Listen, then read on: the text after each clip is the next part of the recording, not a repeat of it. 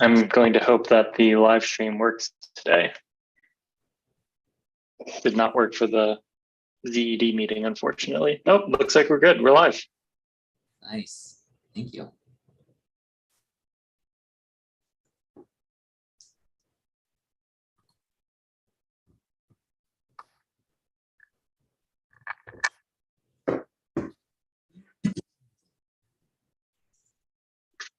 It looks like I am having issues with the attendee list, by the way. So might need other folks to recognize people because I'm just seeing one attendee and I see that there are probably more than one attendee. Oh, we're with us right now, and I believe you captured everybody that's a commissioner, so it should be good for right now. Yeah.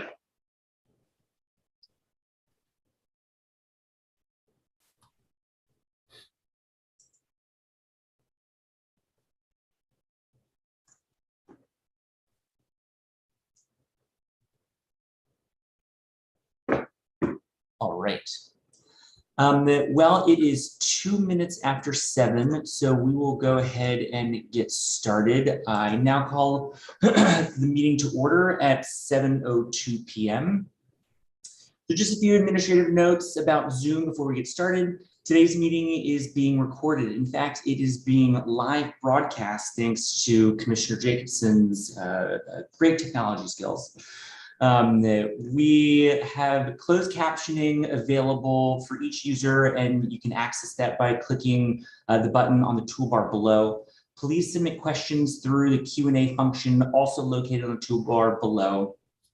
If you're calling in rather than participating through the web, you may raise your hand by dialing *9. We'll be monitoring questions throughout the meeting. I'll now ask Secretary Jacobson to please conduct the roll call. Thank you, Chair Footer. I will now conduct the roll. Commissioner Gallagher? Present. Commissioner Lancaster? Here. Commissioner Ray? Here. Commissioner Brown? Present. Commissioner Newland? Present. Commissioner Jacobson? Present. And Chair Footer? Present. With all 7 seated commissioners in attendance, a quorum is present. Great. Thank you very much. And just to double check, can everybody see my screen? I'm presenting the agenda. Great, thank you. All right, so just a quick administrative note. Per DC law, the ANC 1E meeting was noticed to the community via listserv, social media, website, and e-calendar.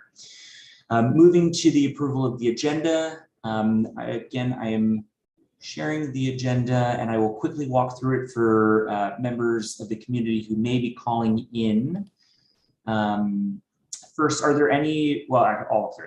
So we're very honored tonight that we have a special guest that will be presenting the mayor's FY24 budget. Director Linda Harley Harper is with the Office of Neighborhood Safety and Engagement. So she'll be our first action item tonight. Then we'll move to the consent agenda. The consent agenda consists of 3 matters. Approval of the March 2023 ANC 1E public meeting minutes, approval of the ANC 1E's updated FY23 budget, thanks to Treasurer Ray, and a letter asking DPW for BINS, which stands for Better Infrastructure for Neighborhood Sanitation, thanks to Commissioner Jacobson. We'll move to community announcements and presentations.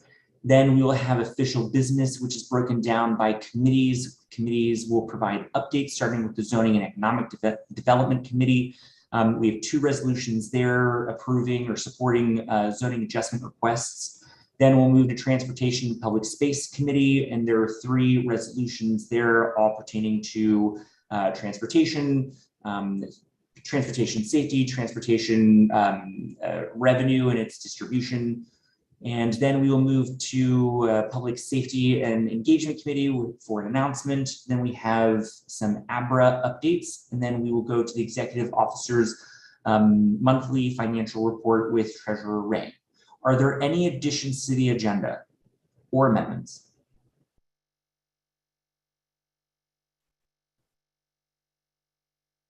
All right. Seeing or hearing none. No, I have an amendment to propose. So this settlement agreement, yes, Sky Lounge, thank you. No Just want to problem. make sure the business name is correct, trade name. Thank you. And is it okay to do it this way, the formerly Bravo Lounge? Awesome. Thank you. Yes, because I haven't received the documentation about the name change. So just in case Abra hasn't recognized it, I think it's okay to leave that in there for the agenda. Awesome, thank you. All right, with that, I'll now accept a motion to approve the agenda. I motion that we approve the agenda. All right, thank you, Commissioner Jacobson. Is there a second? Second. Thank you, Commissioner Brown. The motion's moved and seconded. All those in favor of adopting the agenda signify aye by raising your hand. Great. All those opposed signify by nay by raising your hand. And any abstentions? All right. With 7 votes in favor and 0 votes opposed, the motion passes and the agenda is adopted. All right. So as I mentioned, we have a very special guest this evening. That we have Director Linda Harley Harper with the Office of Neighborhood Safety and Engagement, who will be presenting on the mayor's FY24 budget. I do see Director Harper. How are you? I believe you've been promoted. Can you hear me? Yes. Can you Good see evening. me? Hi. Can you see me? I can hear you, but can't see you. Okay, hold on one sec. Okay. Yeah. Okay. All right, great. Welcome. So, Director, do you have a presentation that you want to present? I can stop sharing my screen if you want to take control. Yes, there should be a mocher who is on Yes, we now. have Portia on the line. Okay, so yes, I believe, Promote her as well. Okay. yeah, she's gonna work the PowerPoint.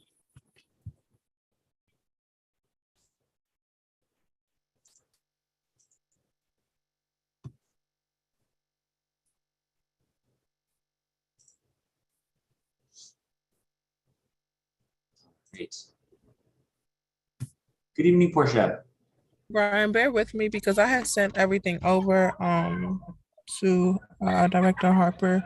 So I can just pull it up really quickly and she can just tell me which slides she want me to present. Give me 1 second. Sure. And I think what would be easiest is probably if I just speak to the budget in general and then offer the entire deck for the meeting so that folks can reference it. That would be great.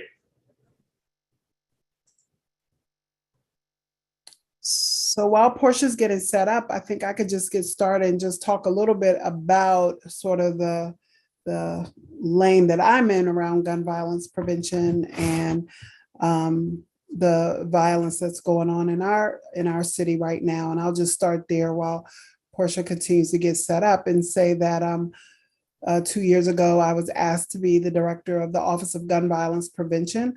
We set up, well, actually 2 years ago, we set up the Emergency Operations Center for Gun Violence Prevention. And it is an evidence-based model that was following the successes that we had realized with COVID. And there was a COVID Emergency Operations Center that really was successful in pulling together a coordinated effort to address one issue, which was COVID at the time. And the mayor was really really loved the way that the city was able to coordinate around one issue. And so at that time, she decided, well, let's try this with gun violence. It had never been done in the country before. And so we set up that Emergency Operations Center to put some things in place around the 151 blocks that had been identified as the most violent blocks in the city. Fast forward to a year later, the mayor, I can't think of the word right this second, but we decommissioned the Emergency Operations Center, and the mayor made a decision to create the Office of Gun Violence Prevention within the Office of the City Administrator, which is an evidence-based practice that you can see across the country, where other jurisdictions who are facing the same challenge have taken on putting an Office of Gun Violence Prevention at the various highest levels of government. And then from there, as you probably know, is that the Office of Neighborhood Safety and Engagement, we lost the director that we had. He resigned, and then we had an acting interim director, Delano Hunter, and the mayor asked me to step in and serve in that capacity. And it has made coordination around the efforts of the city much more seamless and much more coordinated effort, having both of the offices under one leadership. The Office of Gun Violence Prevention, we have 6 full-time staff. It's a small office that's really been focused on policy and putting the district on the map in terms of gun violence prevention efforts, and really have been partnering with other jurisdictions across the country. We are part of a cohort of cities that were identified by the White House to work together, to share information, to talk about what works, what's not working. And we have many convenings. And so the Office of Gun Violence Prevention is really the policy arm for gun violence for our city. We've been very involved in national efforts, advocacy efforts within the Capitol, and working around national legislation around gun violence prevention. And then the Office of Neighborhood Safety and Engagement is really the practice arm, the direct care arm for gun violence prevention in our city. And so I am probably a little bit under 3 months in as the leader there, and have really been exploring everything top to bottom, and really looking at how we have been doing things and how we can be better. And so that's where we are with the gun violence prevention. I don't know if anyone wants to ask questions right now about that particular piece, or if you'd like me to just get straight into the budget. Yeah, I'd recommend maybe let's get through the budget and we can ask questions at the end. Okay, so Portia's going to scroll the presentation, but as I said, we're going to leave this deck with you following the presentation. And so I'm just going to touch, I'm not going to read to you, I'm just going to touch on sort of what the high points are. So really honored to be able to be presenting to you today on behalf of Mayor Bowser on her FY24 Fair Shot budget. This has been a really difficult budget season. I've been in and around district government for many years, and this has been one of the most difficult budget seasons and challenging budget seasons that I've ever experienced. And I've heard the same thing from other directors. I think some of it comes from coming off of what we've never seen before, which was COVID-19, and how it impacted our city. We know that the budget this year required for us to really make tough choices. We know that we're facing sort of a perfect storm of issues. We have the federal money or the ARPA dollars that from the American Rescue Plan that were received by the city in response to the COVID-19 pandemic. And we know that it's starting to run out, and it will run out at the end of FY24. We also know that we have a slowdown in our economy, and we're now dealing with the first and very serious impacts of prolonged telework on our commercial property market in the city. And our resources are shrinking while our fixed costs, are increasing. In putting together this budget, Mayor Bowser understood that the top priority must be to right-size our investments and to build sustainability and resiliency into our spending. We are very proud, and we all should be really proud, that this is the 28th consecutive balanced budget for the District of Columbia. We know that our strong finances, which were critical to our success in responding to all that has happened to the District of Columbia over the past 3 years, are the result of many years and many decades of responsible budgeting, and we do not want to take that for granted. What you will see as we dig into the budget are investments that build on the foundation that we have laid over the past several years. Where we have made big investments but struggle to fill positions, we are investing in attracting the workforce that is necessary to realize the goals of those programs. We look to eliminate programs that we deemed were not a good use of taxpayer dollars. We also are building on our legacy initiatives from last year that focus on closing the racial wealth gap and keeping more longtime Washingtonians in DC. With this budget, we're making much needed investments in our downtown, the economic engine of our city. We need to continue to create destinations downtown and to make it easier to reach them. Last month's revenue estimates were a sobering reminder of how urgent the work to bring back our downtown is. This is a budget focused on people. It is about making sure that we have the right people working in the right programs. It's about keeping people in our city and keeping them safe and healthy. And that includes everything from treatment for substance use disorders to being able to afford childcare or find a job. And we're addressing a full spectrum of needs that can cause daily anxiety. And for me, this is really a key to gun violence prevention in our city, because one of the things that I hear all the time is that we need resources.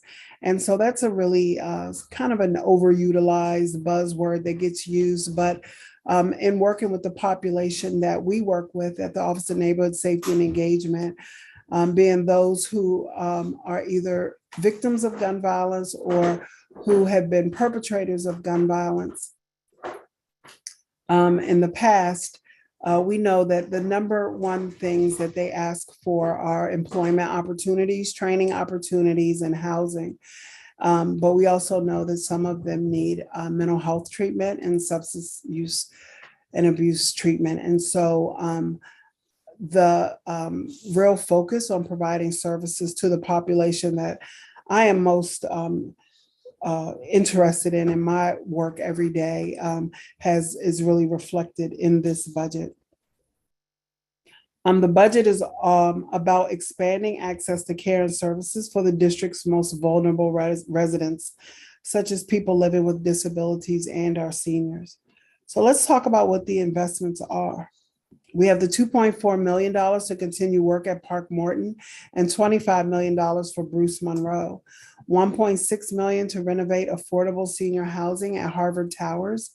We have the investments in education and communities, which includes $110 million to turn the old Banneker School into the new Center City Middle School, 7.9 to add to the modernization of Bruce Monroe at Parkview Elementary.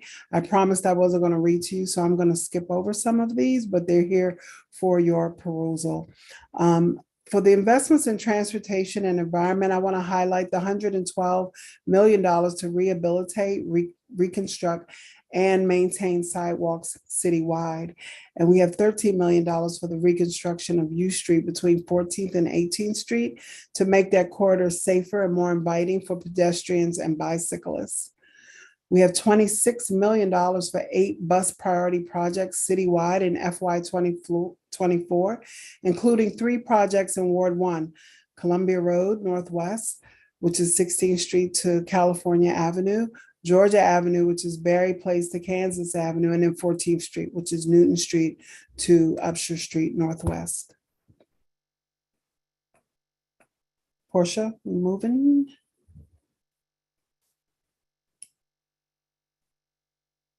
So I think a big question is, what do we do to balance the budget? I'm sorry, Portia, can you go back a little bit? Thank you. So what do we do to balance? So this is a question I've been asked a lot, like how did we make this a balanced budget with all that we've been facing? And so we were able to tap into a $257 million from the Fiscal Stabilization Reserve. And we worked with our CFO to certify $578 million in anticipated automated traffic enforcement revenue from new cameras approved in FY22 and FY23. We made $373 million in reductions, including the elimination of 749 vacant positions. I want to talk about that just a little bit and say that, I have told the mayor that we can do more with less at the Office of Neighborhood Safety and Engagement. And even though our violence interruption and prevention efforts are top of mind for every resident of the district, I also, in my initial 90 days at the ONE's office, I certainly see how we can streamline and be more efficient and more effective.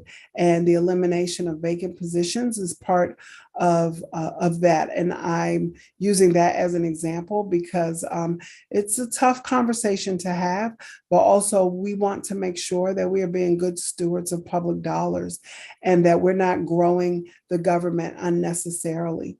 We have reprioritized federally funded recovery plan investments and funded most programs and services at their pre-pandemic levels, but we had to make tough decisions to right-size programs.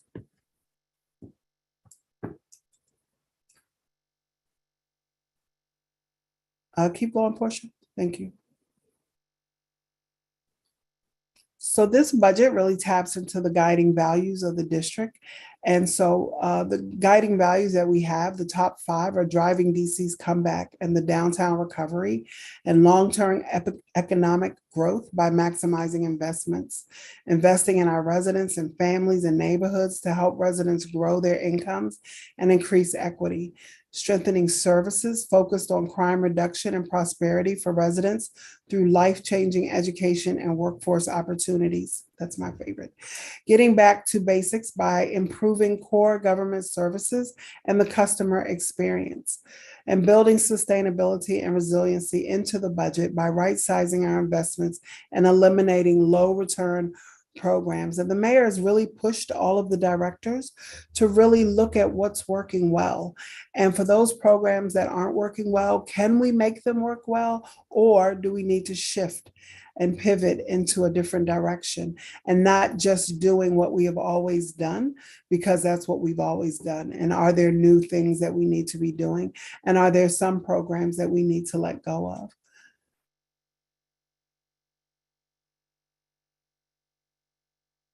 Thank you. We know that we agree on the priorities with the city council.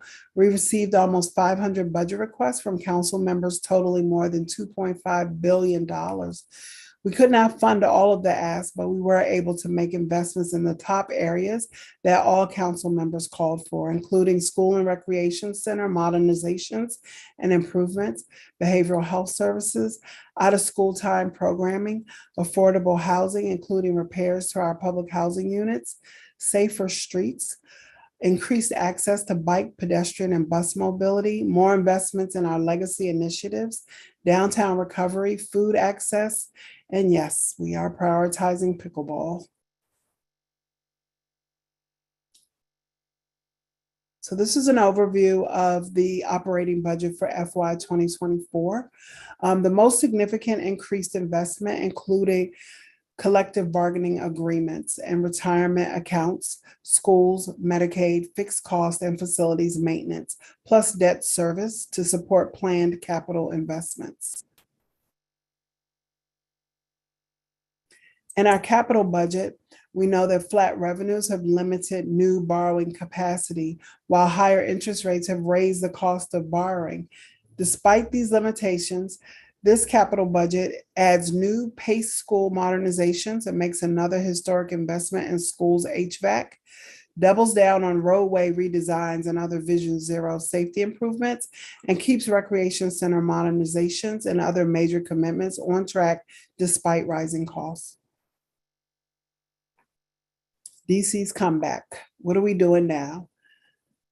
I'll go into the new investments that we're making in FY 2024, which includes 9.8 million to fund improvements at Farragut Square, 3 million for Great Streets and Small Business Fund, 1.5 million in additional funds for participating businesses, in creative and open space modernization, increasing the available housing and downtown abatement from 6.8 million to 41 million in FY 28, and $79 million to unlock Fletcher Johnson, Poplar Point, and bring a full service grocery store to East Capitol Gateway.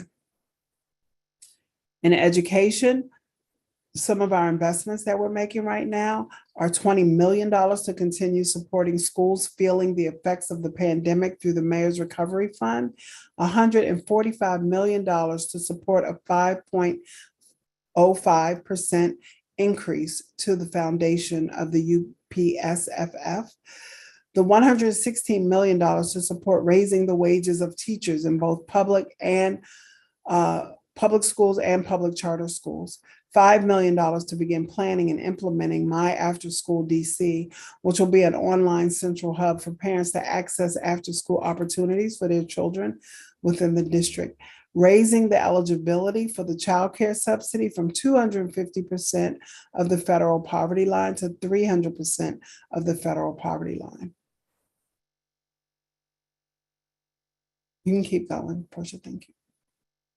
And recreation, what we're doing right now is $14.2 million in the Recreation for All and Urban Park and Roving Leaders to reimagine the way our residents play and have fun. And I think that we all have heard about some of the creative and innovative ideas that are coming out of our Department of Parks and Recreation. We're spending $750,000 for the conversion of underutilized tennis courts and turning them into pickleball courts. The $400,000 to create 360 additional summer camp slots across sports and aquatics programs for children and youth with disabilities. 1.1 million to support operations of DPR facilities set to open in the fiscal year, including Macmillan Community Center in Ward 5, Joy Evans Therapeutic Rec Center in Ward 7, Stead Park Recreation Center in Ward 2, and Anacostia Rec Center in Ward 8. And then $932,000 for enhanced security services at DPR priority sites. And this is on the heels of some of the rather high profile incidents that we had at our parks and recreation centers. And we want to put funding in place to make sure that we are keeping our recreation centers safe. For transportation, safety, and mobility, I want to highlight the $258 million to redesign dangerous roadways and improve traffic safety, and the $148 million for new or rehabilitated trail segments. The legacy initiatives in public housing, I want to highlight that we have $31 million to fund the Housing Production Trust Fund, that we have $2 million to increase available funds for single family residential rehab, and $13 million to support 600 families in Career Map. Public safety, $4.5 million for One's Pathways program expansion, which I just want to say that our Pathways program at the One's office is truly a highlight for the city. It is a transformational mentoring program that actually, I've been doing this work for a very long time and really works to change and shift mindset of persons who are ready to make a shift to leading a positive and productive lifestyle. The Pathways program and the Pathways graduates are really graduate from that program. It's a 9-week program. They graduate from that program, which is very intensive, ready to take on a career, ready to understanding work ethic, understanding what is expected of them in the workplace, helping them to map out their life goals. And I'm very proud of the Pathways program and of the ability to expand and improve on what we know is already working. I I meet with all of the pathways cohorts with the city administrator. And what we listen to them, what we've heard resoundingly from those graduates is that the program offers unconditional care and concern for the participants in a way that they've never experienced before in their lifetimes. And we've heard it in so many different ways from the Pathways participants. And so I just am taking a moment to talk about how great that program is. 7.7 million for the one's violence interruption programs. So the violence interruption programs right now, I'm looking at them from top to bottom and really looking at the boundaries in the communities that we've been serving. We've been serving the communities that we're in some cases for many years, and really want to look at making sure that we're making data informed, evidence-based decisions about what communities we're going to be serving with the violence interruption program, and what is working best. And so we know that crime moves. And so what may have been the area that we needed to focus on 2 years ago may or may not be the area that we need to continue to focus on as we have new communities that are being plagued with gun violence that had not been in that position before. And so we have partnered with a third party. Arnold Ventures Foundation has funded a third-party evaluation of our violence interruption programs, and it will be a qualitative and quantitative look at our violence interruption programs to help us as a city figure out what's working and what we should continue and where we may need to shift and pivot. $2 million for the DYS violence prevention initiatives, and DYS has started their violence prevention initiatives already and are working to expand the scope of the young people that they're working with. And then $9 million for safe passage programming, which is moving to the Deputy Mayor for Public Safety and Justice's office. It was previously under the Deputy Mayor for Education. In Health and Human Services, $43 million for emergency rental assistance and $146 million for permanent supportive housing and local rent supplement program. And then $6.9 million to provide 24-hour low barrier shelter operations. Those are the things that we're doing now, but there's also new investments to include $42 million to support rental assistance through the Family Rehousing Stabilization Program. And I also want to highlight the $24.4 million to provide increased Medicaid rates for services in the behavioral health sector. And so the increased Medicaid rates are going to help us to ensure that we're able to recruit quality providers who are willing and able to bill Medicaid for the services that they provide.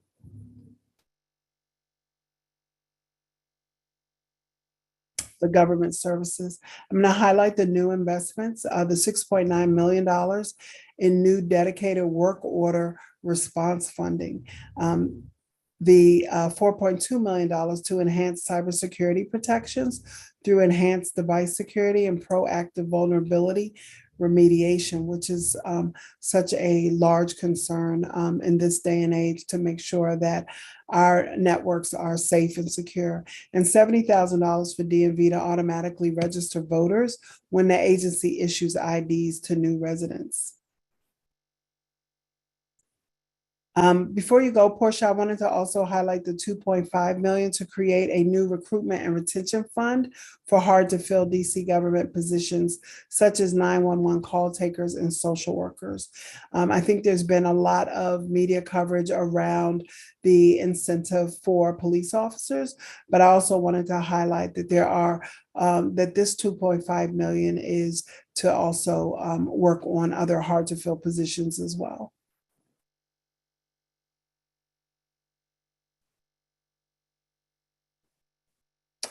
So that concludes the presentation. We're going to make the PowerPoint readily available, and I'm certainly willing to accept questions, and those that I don't know the answer to, I'm happy to get back and let you know what the answers are. Thank you so much. Yes, commissioners, if you have, we'll start with commissioners, and commissioners, if you have questions, please raise your hand and I will call on you in the order that I receive them. And we'll start with Commissioner Ray. Thank you, and thank you, Director Harper, for coming this evening. My question relates to the Parkview area. I know is both covered by your office and by the Office of the Attorney General. And just curious about the current status of those contracts, and are they staffed? Do we have people working right now, supporting the violence interruption programs here in Parkview? Yes, so great question. We have a floating team that prioritizes Parkview. There's also the Office of the Attorney General has a cure team that's there as well. And I know that the violence that we've seen in Parkview, we have some staff who are very, very connected to that community, who are very aware of the roots of it and are very invested in being in front of it. And so, yes, we have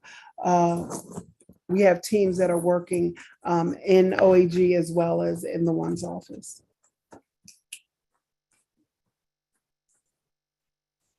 Commissioner Brown.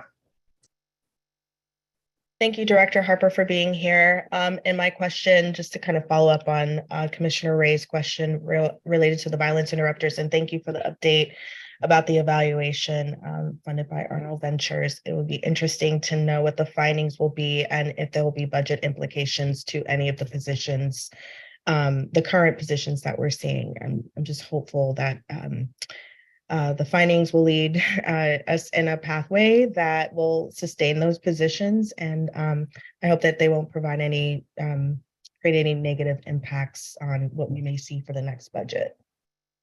I'm just hoping that you can speak to like the sustainability plan for this program.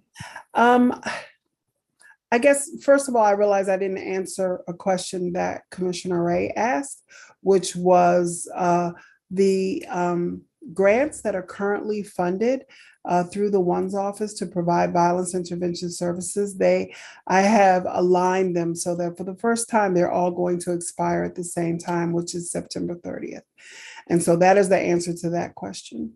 Between now and September 30th, I am convening and working with some national and local experts to really look at the violence interruption model that we have to see whether or not there's some things that we may want to tweak, change, improve, and develop around the model around violence intervention. What makes the district really unique about the violence interruption work that we're doing here is that we are one of the jurisdictions that has been doing it the longest. And so we have 5 years in the violence interruption work. That is a good thing, and it also presents some challenges. So for example, there are many jurisdictions right now who are looking to fund some of the services provided by violence interrupters by Medicaid and have them covered by Medicaid. That is a much easier process to take on if you're just now entering into the space of violence interruption work. You can build it into your grants. You can work to create a culture and a climate around Medicaid, which requires really strict documentation and has to be able to uphold stand up to an audit, right? A federal audit. And we have to train folks to back into it, something that we've never done before, and to now tell folks who've been doing the violence interruption work, now we're going to be Medicaid compliant, is a whole different kind of lift than if you're just getting started with this. I'm just giving that as an example, certainly not impossible. We'll train folks up and figure out how to do it. And we're meeting with healthcare finance now to figure out what are all the steps that are going to be required in order for us to make the services provided by violence interruption. There's certain things that they do, the mentoring that can be covered by Medicaid. And we need that because the monies that the president has put towards this violence interruption work is going to dry up at the end of 24. And we need to be able, as a city, to be able to have other alternative streams of funding. And so I just wanted to put that out, just kind of to say where it's challenging that we've been in this so long, but I am really looking forward to the evaluation. The evaluation is a 4-year evaluation, so I want to sort of couch expectations so that it's not like in 30 days we're going to have an evaluation that says yay or nay. It's going to be there are two experts in this space who are going to be doing the work, Dr. Joseph Richardson and Dr. Daniel Webster, who are nationally renowned experts in this space. And they're not only going to be evaluated, but are going to be working with us to improve our processes as we go along. So does that answer your question, Commissioner? Yeah, it does. And I recognize you're in a tough position to answer the question, but I think it definitely gives me understanding of what the expectations are related to the timing of it and what the budget implications may be. And the part of your question, in full transparency, that I skirted around is that I'm still making a decision and an evaluation with my team around. Right now, we have sort of a hybrid. We have some DC government workers who are doing VI work. We have grantees that are doing VI work. Do we want to grant this out? Do we want to totally grant it out? Should they be DC government workers? All of that I'm still assessing. And so I haven't made that decision yet. And so some of that is why I don't have a straightforward answer to your question, but I'm happy to come back and I'll be working with the Arnold Ventures funded consultants around that very question. Thank you. Great, thank you. Commissioners, any other questions?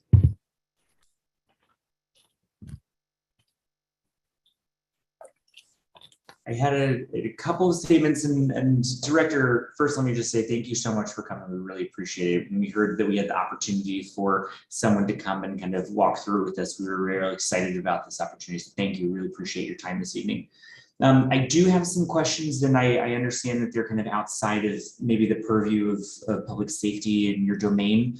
And so I may ask this question more in the anticipation that it's something that the MOKers, I would love for you guys to maybe follow up on. The first one may be in your domain, but I would be remiss, and my constituency would not be very happy with me if I didn't bring up ATVs and dirt bikes. You know, it has been a consistent issue. It's something that now that the weather is getting better is going to ramp back up. And last year, I think that the mayor's office did a considerably great job in starting to curb it towards the end of the summer through the mayor's task force. And I saw an article about a month ago, I believe, where they were starting to talk about how that task force was reporting about 200 different bikes that were taken off the streets. What's the plan? Was any more funding allocated towards trying to make that task force more permanent? Any of the recommendations that came out of that task force more permanent? Are you familiar with any of that? I can't speak to it specifically. Portia, do you have any information on that? Otherwise, happy for us to get together and get back to you, Commissioner Footer, with the answer. So unfortunately, I don't, but I'm actually taking notes for the questions that we have to revisit, and I'll give him the information when I receive it. Okay, perfect. I've made a note as well.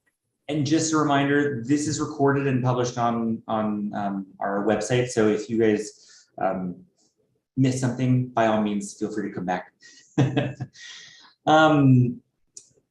Commissioner Jacobson, I don't want to steal your thunder. Did you have any question, or did you want to bring up the ATE task force? Sounds like you have a good question to ask, so I'll let you go ahead and do it. I don't. You know, we have a resolution this evening specifically talking about the ATE, the decision to reallocate some of those funds, and bringing up some serious questions about the how that money is being allocated to kind of its, I'm going to say, legal or regulatory intent for public safety with transportation in mind, and what it's doing by reallocating that funding.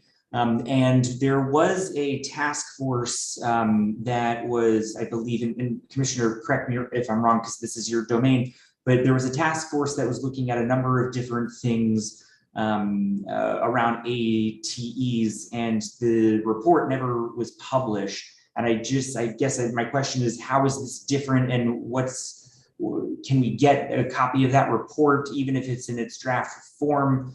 Commissioner Jacobson, please keep me honest here. I do not know about the draft report, but I do know that that group was disbanded previously. So I'd be curious if this new group will make progress, or if I'm not sure of a great way to phrase that question. I guess I'm skeptical that this new group will actually produce something, given that the old group was disbanded over, I think what was listed was racial equity concerns.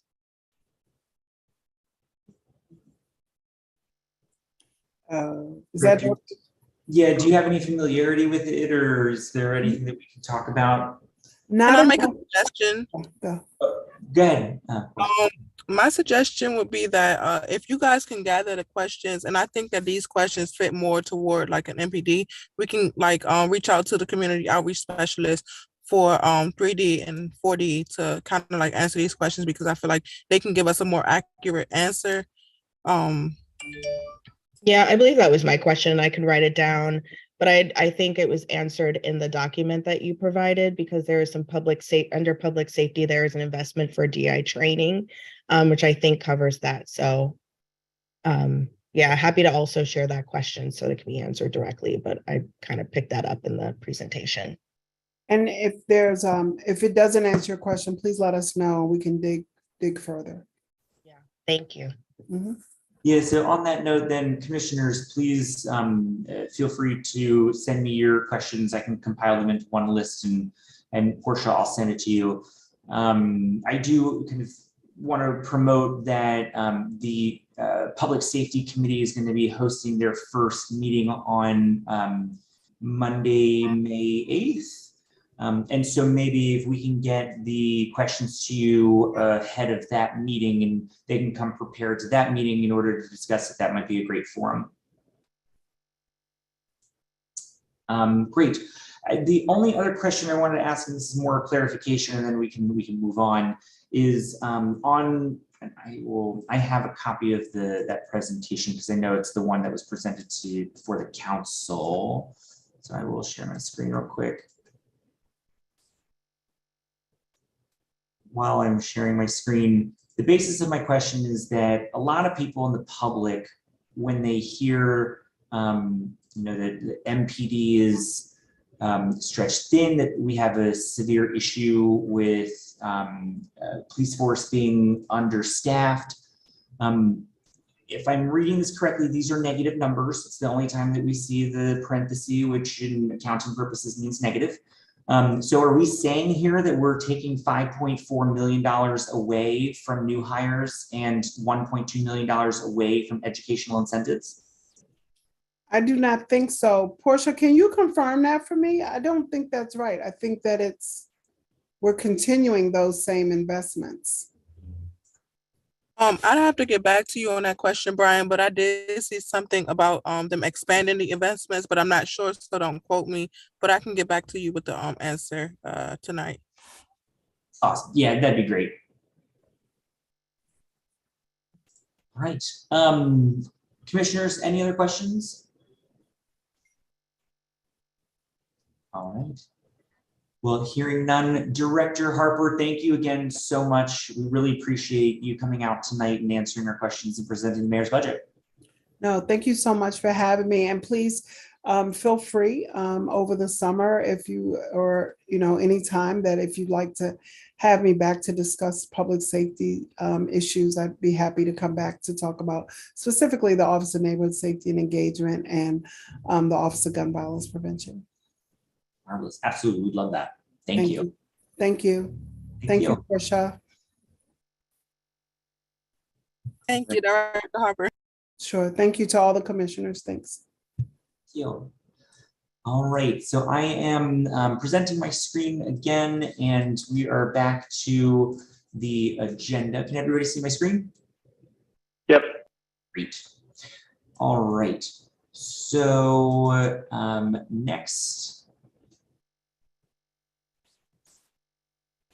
we move on to the consent agenda. So just as a reminder, the consent agenda, all matters listed under consent are considered by the commission to be routine and will be enacted by one motion.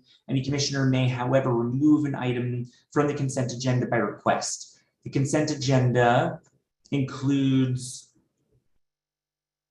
the approval of the March 2023 ANC meeting minutes, approval of ANC 1E's updated FY23 budget, and a letter asking DPW for BINS, which BINS stands for Better Infrastructure for Neighborhood Sanitation. Are there any items that commissioners would like to take out of the consent agenda?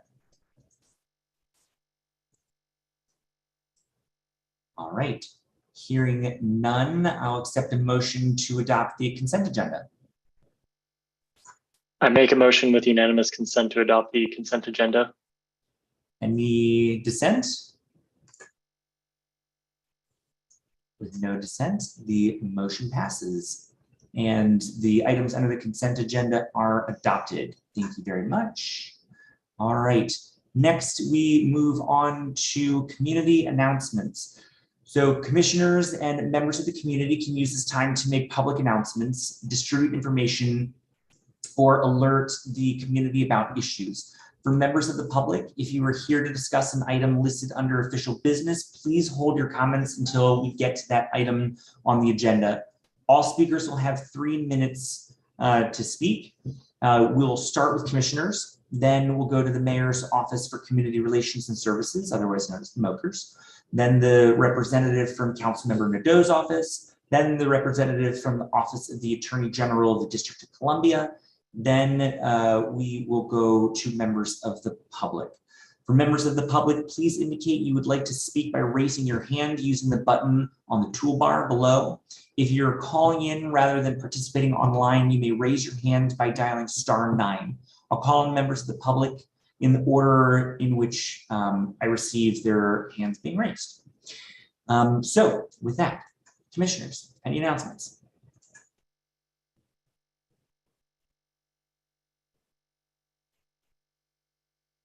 All right, hearing none.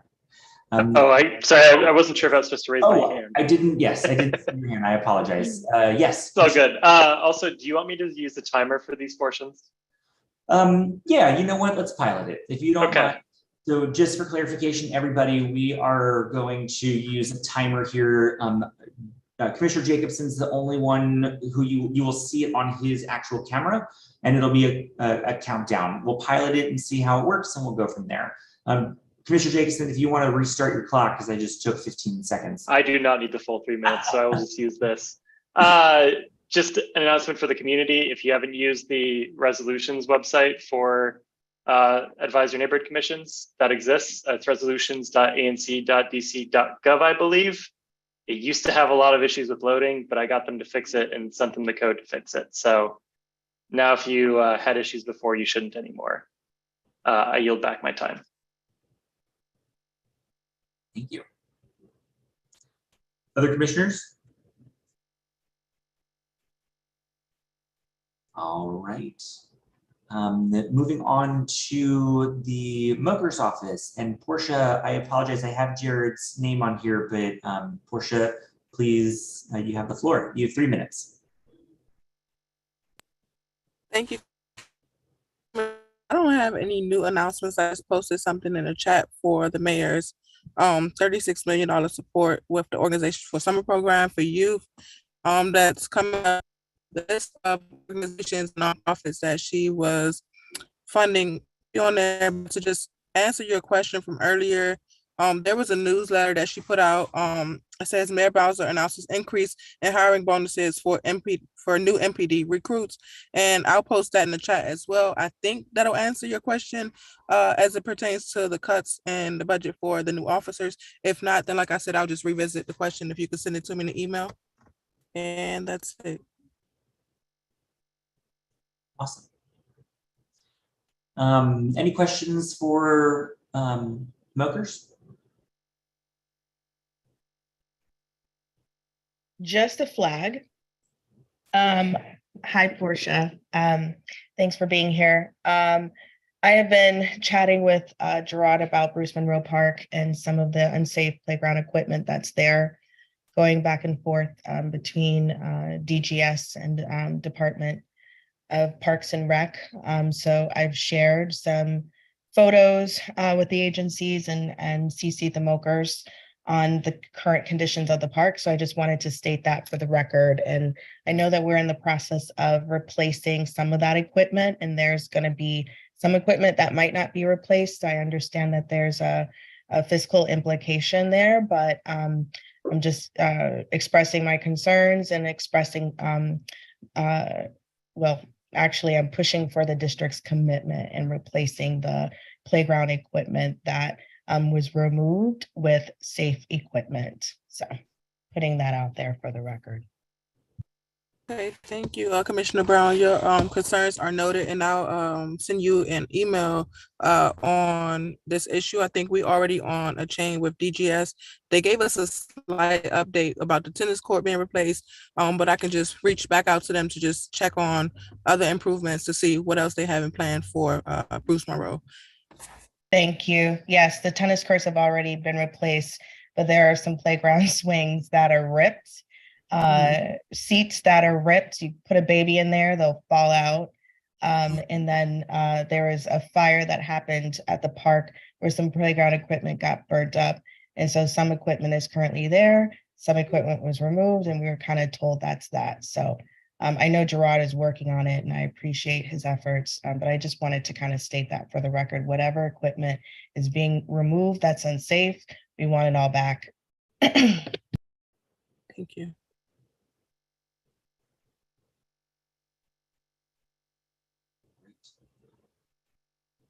Thank you. Any other questions for Mokers? All right. I'm going to move to the Office of Council Member Brianna Nadeau's office and Kevin Pham. I did mention that we will give the opportunity for members of the public to ask questions, and I will hold to that. I'm going to let each one of the people present, and then I'll go to the public and they can ask questions. So please, Mokers, Kevin, and the Office of the Attorney General, when you're done, just stick around for a moment in case there are questions from the public. So do we have Kevin? Yes. Can you guys hear me? Yes. Great. Thanks for giving me a few minutes to speak. My name is Kevin. I work for Council Member Brianna Nadeau. Over the last month, there's been some legislation coming out of my office that I wanted to share with y'all about. The first being that the council voted unanimously earlier this month in favor of the Street Vending Amendment Act, which the council member introduced alongside with Chair Mendelson. This legislation removed criminal penalties for street vending violations, making it similar to other business license violations. It also creates a structure to better organize vending spots for the benefit of vendors, customers, and pedestrians. And it streamlines the licensing process to make it easier for vendors to follow the rules and go into business fully compliant with the law. Our office wants to especially thank Councilmember Henderson and Chair Mendelson for working on technical changes to clarify and improve the laws in the final weeks before passage. The council member also recently introduced 2 bills to improve neighborhood safety. The first being the Trick or Streets Amendment Act. This bill improves safety for residents on the most dangerous day of the year for our smallest pedestrians, children, on Halloween. The bill makes it much easier for residents to get approved for a block party to shut down their block to vehicular traffic on October 31st each year. If at least 25% of neighbors on a block or the local ANC request it, and the block is designated a local street, then DDOT will approve the permit in most cases. Under the existing block party rules, getting approval can be really difficult and time consuming, and block parties are sometimes required to end at sundown when streets are most dangerous for children. The council member also introduced the Hybrid Meeting Accessibility Act, which will be very relevant to the ANC. This legislation makes it easier for the ANC to hold hybrid meetings with residents and commissioners participating in person and online. And this is to reflect the ways meetings are held post-pandemic and ensure equitable access for ANCs to hold hybrid meetings and residents to participate in them. The bill would require OCTO, the Office of the Chief Technology Officer, to develop a plan to install the needed infrastructure, such as microphones, screens, video cameras, and a public facility in each of the district's 46 ANCs. The council member earlier this week also unraveled the Prioritizing Public Land Purchase Amendment Act on Tuesday. And this is to address the affordable housing crisis by expanding the district's ability to acquire properties, empower tenants to buy their buildings more affordably, and allow the district to build new housing in the areas it is most needed. This act would make it easier for tenants to exercise their right to purchase their building by giving the district authority to purchase the land on which the building sits, meaning tenants would have to come up with significantly less money to purchase just their building.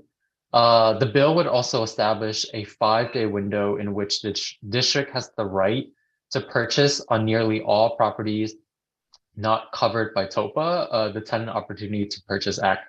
Both provisions would be the first of its kind in the district and possibly the nation.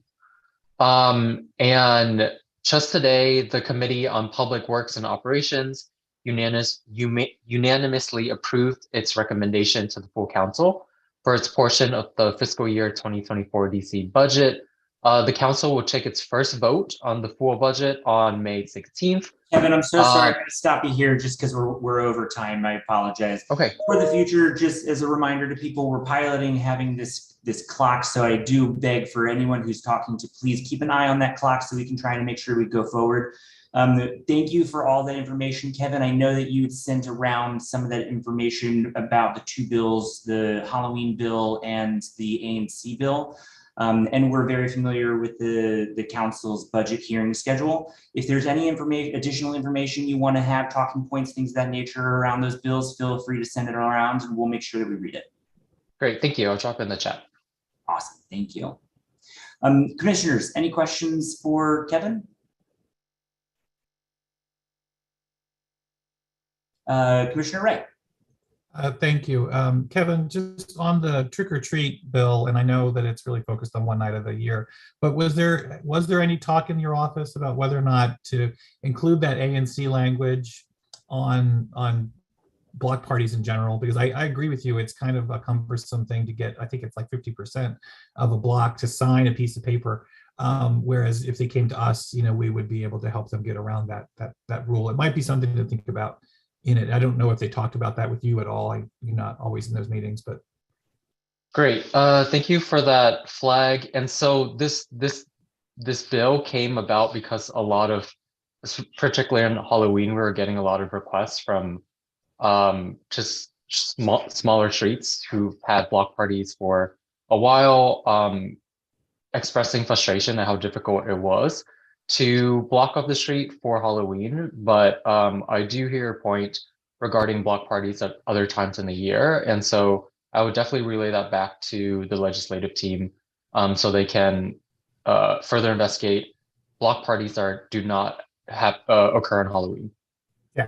And again, I'm focused on of course, the ANC part of it, whether or not you increase or decrease the signage, the signatures on the other days of the year, not as relevant. Cool. Thanks. Commissioner Jacobson. Yeah, thanks so much for the presentation, Kevin. This probably isn't going to come as a shock to you, but curious if there's any movement on the council to require that DPW notices an ANC when they're removing a public trash bin, or I guess they call it a litter can, just to make sure we're using the correct terminology. You might know the email that we're on that I've been badgering DPW for about a month to understand what happened with some bins that I've gotten no response on, and it might be helpful to put some legal requirement behind it because DPW promised to do this and hasn't been doing it. Great. Yes, I am looped into that email and I don't have any updates on that, but I will follow up with the legislative team and get back to you. We have had cans missing from other SMDs as well. So I think this is pretty relevant to not only this ANC, but other parts of Ward 1 as well. Great, thank you. Any other questions for Kevin? All right. Thank you, Kevin. Please stick around in case there are additional questions when we go to the public. But thank you, I appreciate it. And sorry for cutting you off there, my friend. No worries, thank you. All right, so next we will move on to Juan in the Office of the Attorney General for District of Columbia. Good evening, 1E. Thank you very much for allowing me to speak tonight. I just wanted to make everyone aware of an upcoming event in the ward. The Attorney General is going to be joining Council Member Nadeau at what we're calling OAG in the Community, Ward 1 listening session. This is will be the 7th of 8 ward-specific events that we have been conducting since February. It's taking place Tuesday, May 9th at the Mount Pleasant Library at 6:30 p.m. Residents can register by visiting oag.dc.gov/community. In a nutshell, the event is basically an opportunity for the Attorney General to give residents an idea of the scope of the work of our office, which is quite broad, but also unique given that the District of Columbia is not a state. And at the same time, we dedicate roughly 45 minutes or so or an hour for the Attorney General and the council member to engage with members of the community and listen directly from them, about their concerns. So this is a great opportunity to, not only educate yourselves about the office, but also learn about the services that we can provide to the community. For example, consumer protection.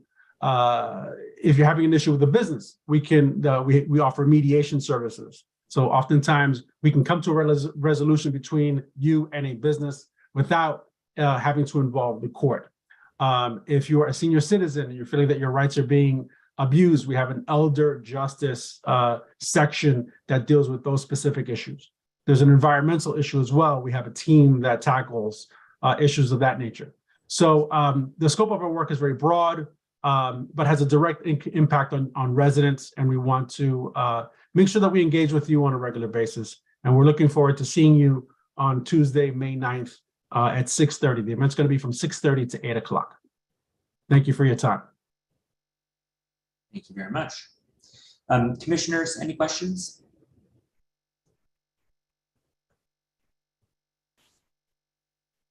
All right, seeing none, we will now go to the general public.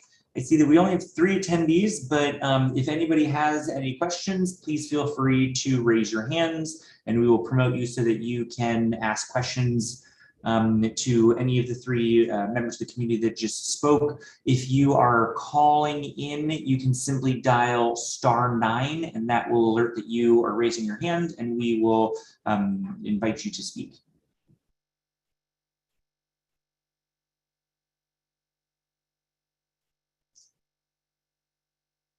All right, seeing none. All right, well, Portia, Kevin, Juan, thank you guys very much for joining us this evening. And we will conclude the community announcements and presentations, and we're going to move on to official business. So we can go ahead and move you guys over to the attendees. Thank you for having me on. Thank you. All righty. So official business. So we'll now move on to official business, which has been organized into 3 standing committees, then ABRA-related items, followed by other outstanding business. The committee chairs will begin by providing a brief update on their committee's activities throughout April. Then they will walk through each item of business and have 5 minutes per item to present. They'll take questions from commissioners and audience members until a motion is proposed. Again, commissioners, we're going to pilot this clock and the timer. So Commissioner Jacobson, if you don't mind doing it for this first go, and then I can maybe do it while you're presenting on yours, or if you don't mind, you can do it on yours as well. Commissioner So- Jacobson has left the building, I'm afraid. Say that again? Commissioner Jacobson lost connectivity. He's Oh, trying to- no. Okay. Well, I have a timer here and I will let you know when you've hit your time. How about that? So we will start with the Zoning and Economic Development Committee. The chair recognizes Commissioner Gallagher. You have the floor. Thank you, Chair Footer. So on April 12th, the Zoning and Economic Development Committee met for its third monthly meeting. We first received a presentation regarding historic preservation nomination. In that case, the committee voted unanimously to recommend that the ANC resolve in opposition to the nomination to the Historic Preservation Review Board. All of this was rendered obsolete when the applicant subsequently withdrew the nomination. We next considered 3 zoning cases. First was Howard University's proposal for 2730 Georgia Avenue, the enterprise car rental, the former car rental lot. In that case, the committee voted unanimously to recommend that the ANC resolve in support of the application.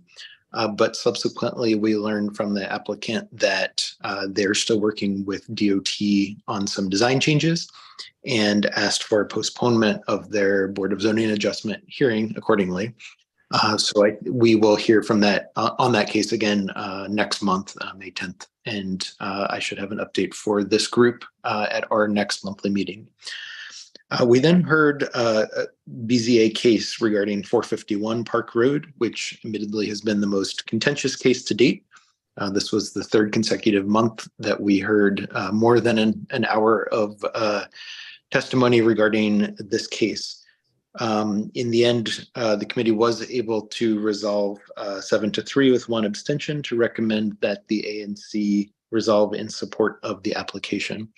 Now, Commissioner Jacobson, could I ask you to show the ANC form? It's called Form 129 that regarding a zoning case. Oh, sorry. I got you. I have all the materials. I'm presenting my screen. Oh, okay, great.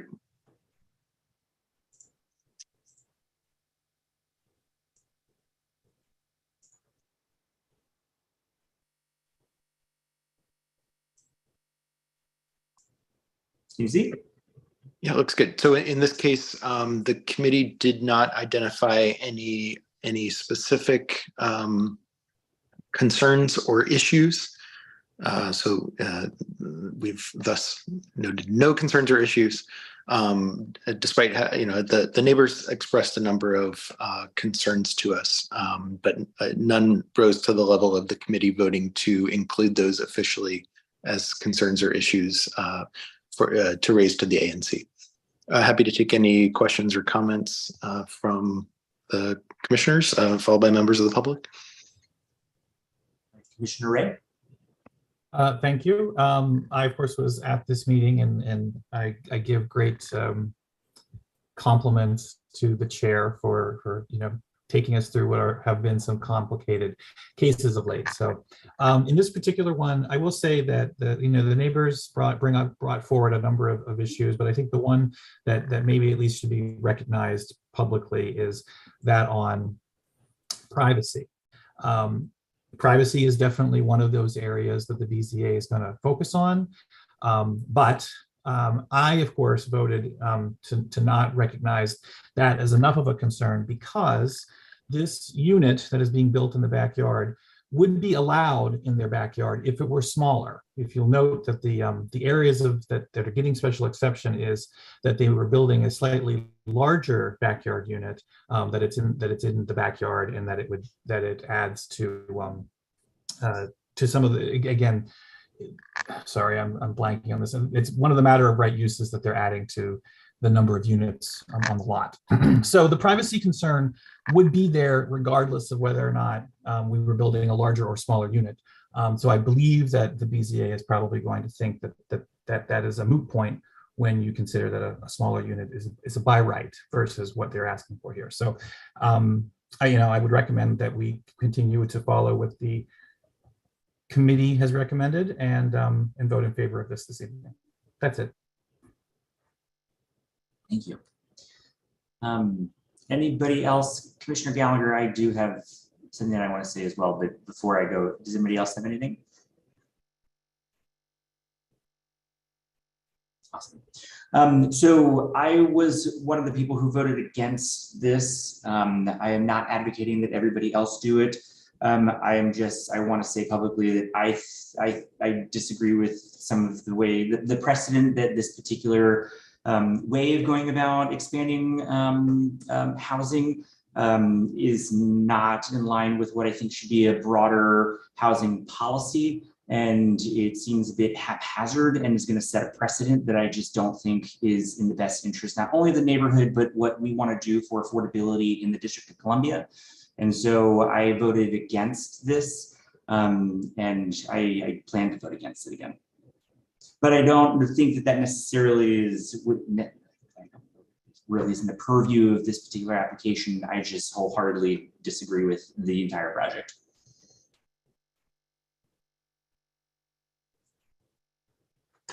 All right, Commissioner Jacobson. Thank you, Chair Footer. I just wanted to echo a lot of what Commissioner Ray said. Sorry, I'll start my timer. I appreciate you calling out some of the concerns that the neighbors have. I agree with you on the privacy front, and I also voted in favor of this at the committee level. And for me, it comes down to we desperately need more housing in the district.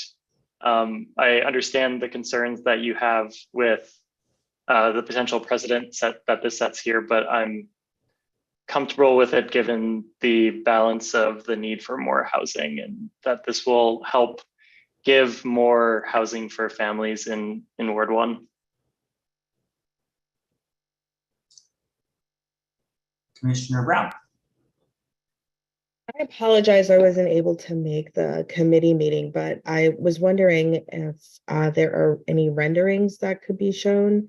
It's kind of hard to kind of envision how this all comes together and vote on it tonight. I understand the concerns, but just kind of wanted to get a full picture of how this would kind of set the stage for the character of the neighborhood. Sure, we do have the, Yes, sorry, Chair. Do you have it? Because I don't have it up. Yes, it will take me a second to get the link, but I'll drop that. Let's see, I'm kind of on my computer and phone at the same time. I will see if I can drop that in the chat momentarily. And when you drop it, I can pull it up. Okay, it might take me a second, so I'll do that as a homework assignment if we want to continue with other Q&A while I'm scrambling to find that. And if possible, just to come back to Commissioner Jacobson's piece, if you don't mind me responding, I absolutely agree that in theory that this is a way to provide a larger kind of housing unit for maybe a larger family. The place that I'm getting stuck on is that it's not, there's no guarantee it's affordable. And in fact, excavating land in order to put an entire floor underground makes it extremely expensive. Therefore, it is never going to hit market rate or below market rates, making it affordable for multifamily. And so while it is an interesting way of going about it and it's addressing communities' concerns, I don't think it's hitting the mark on what we are really trying to do and trying to offer really affordable housing for families and multi-person families. And I kind of agree with the neighbor's standpoint that it is kind of way outside the precedent of what a lot of other expansions and properties have done. And as Michael had kind of mentioned before, they have the ability to do a lot of what they want to do by a matter of right, but they're going very, very different route and taking on a very different approach to this type of expansion. So that's kind of my take on it. Commissioner Jacobson. Yeah, we don't have to do a back and forth. I just Going off of that, I guess I understand your concerns on the affordability front. Where I come down on that is it's going to be difficult to force everything to be affordable within particular income brackets, and having more housing necessarily means that there will be less competition for other priced units, which should theoretically reduce some of the prices. And my understanding is that the reason why it's being dug further into the ground is because some neighbors were concerned with the particular height of the building. And so as a way to address some of those concerns, the architect decided to dig further into the ground to keep the amount of space while also not having as high of a building. Commissioner Brown?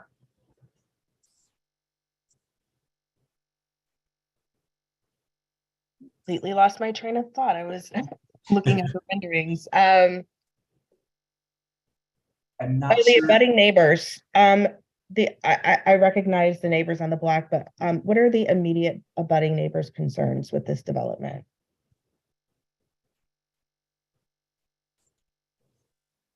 I can take that question. One neighbor, well, let's see. I guess in no particular order. One neighbor expressed a privacy concern.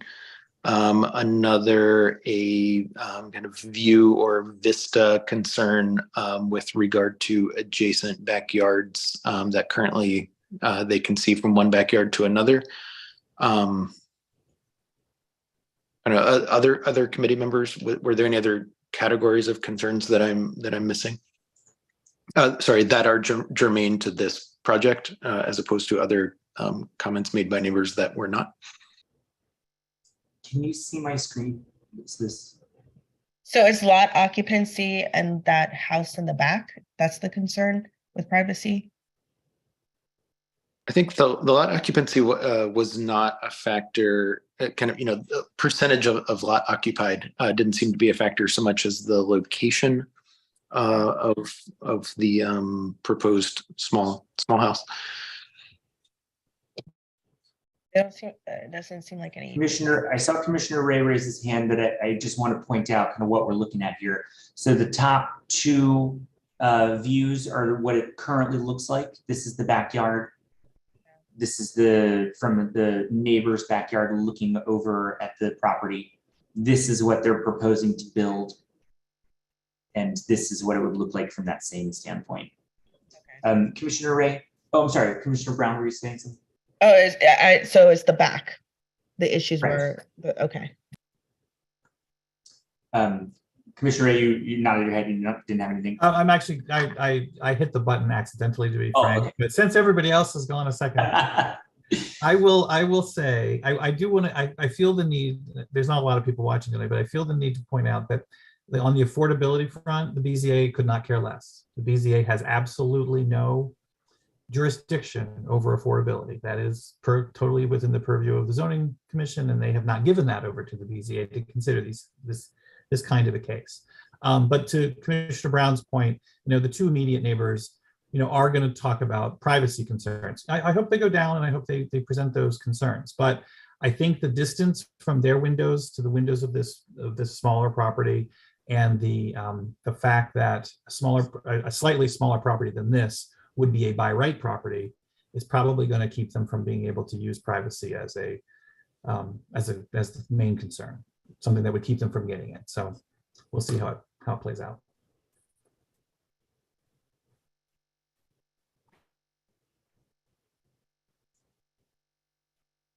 Any other questions or any other documents that you might want to see? I'm kind of scrolling through it too. We can see it quickly.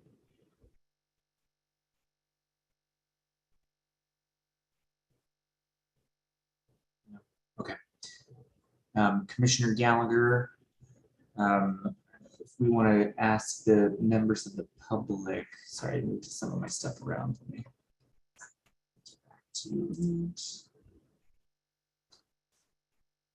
So members of the public, if you have any questions with respect to the resolution that we're discussing at the moment, please feel free to raise your hand. We will call on you. If you're calling in over the phone, please dial *9. It'll indicate that you're raising your hand. We will call upon you.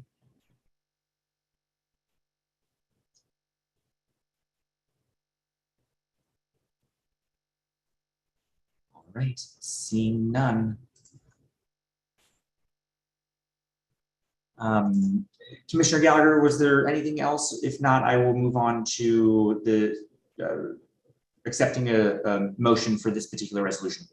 Sure. I had no other fact-based updates on this case. So yeah, if you want to move on to the resolution phase, sounds great. Chair.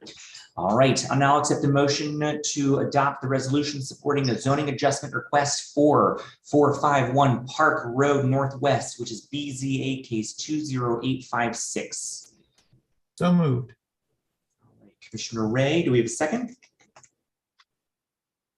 I second.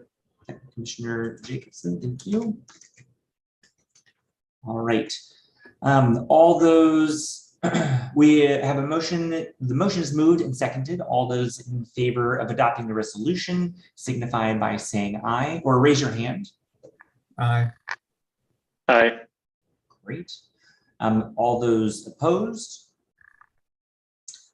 And any abstentions? All right.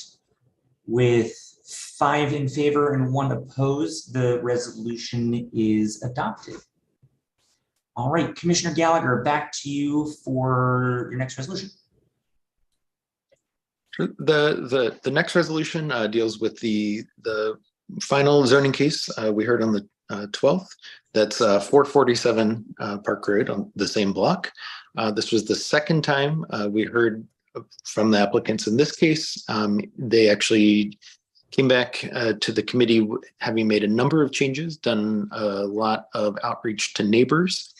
And we actually somewhat surprisingly heard back from some neighbors who spoke in February in our committee meeting against the application, actually returned in April and spoke in favor. There was still one neighbor who was opposed, but the vast majority of those who had been opposed in February actually returned and spoke in favor of the project at this point. Notably, one change that the applicant did make is to remove curb cuts and parking from their proposal. And so as a result, they're now asking for a BZA for an exemption from parking minimums.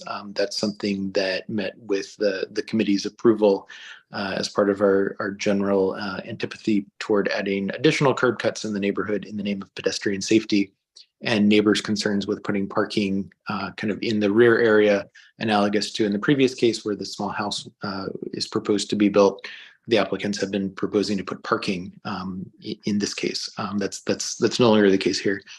So the committee voted 7-2 to recommend that the ANC resolve in support of the application.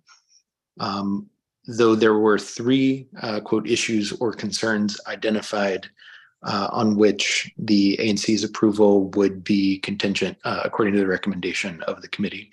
So one would be that the applicant work with neighbors on developing a kind of a privacy fence scheme, not too small, not too tall. So we said just talk to the neighbors about what they would want. The applicant seemed open to working with neighbors on a privacy fence.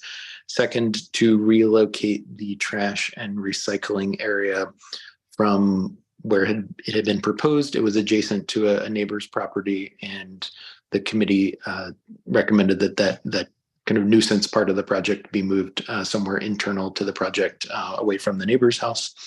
And then finally, with regard to a solar study, so that's what shows, it's essentially a diagram showing what the sun conditions would look like on neighbors' properties at different points in the year as a result of the construction. There's a bit of confusion about the current state versus what could be done by right versus what could be done under the exception. So the committee thought it would make sense to actually have the applicant show the neighbors results of the sun study, the existing condition versus the proposed exception condition. I will note, just as administrative matters, some of these might be issues that the BZA might not necessarily feel that it has authority to regulate. But that also doesn't necessarily stop the ANC from making the recommendations as a quote issue or concern at the same time. According to the very excellent Office of ANC Affairs training on zoning that I took on Monday evening. I'm happy to take any questions or comments for some commissioners and the public. Thanks. Any questions?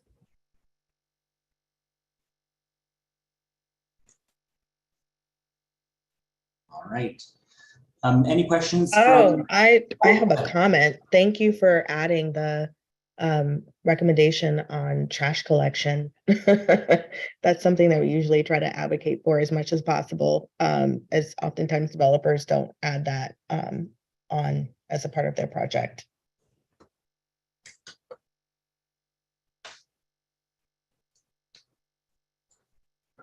So sorry. All right, thank you, Commissioner Brown. Any questions or comments from members of the public? If so, please raise your hand. If you are calling in, please dial *9 and we will, it will flag that you have a question. We will call upon you.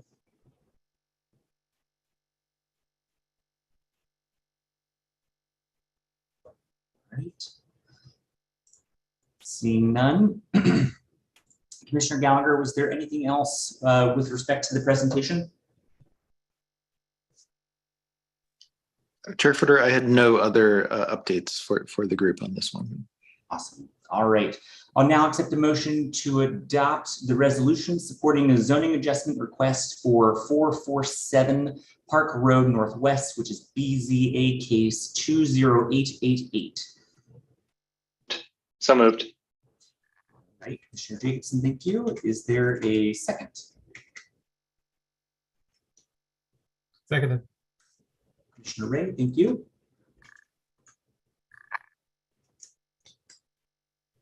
All right.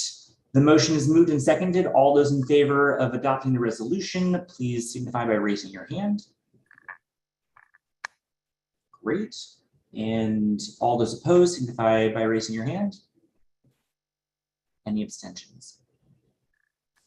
All right, with 6 votes in favor and 0 opposed, the resolution is adopted. All right, Commissioner Gallagher, that concludes all of your business. Anything else? No, Chair Footer, that's it at this time. As noted in the agenda for this meeting, the next meeting of ANC 1E Zoning and Economic Development Committee will be on Wednesday, May 10th at 7 p.m. And a link to that meeting can be, or to the online version of that meeting can be found on the ANC 1E website. Thanks very much.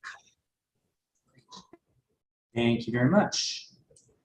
All right, next we will go to Transportation and Public Space Committee. Chair recognizes Commissioner Jacobson.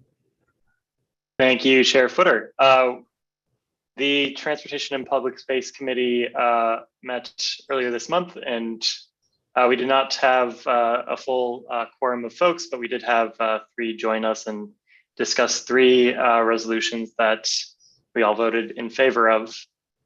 So the first is a resolution requesting the release of the DC congestion pricing study. So this was a study that was mandated by the council in, I want to say 2018, that was supposed to be released in 2020.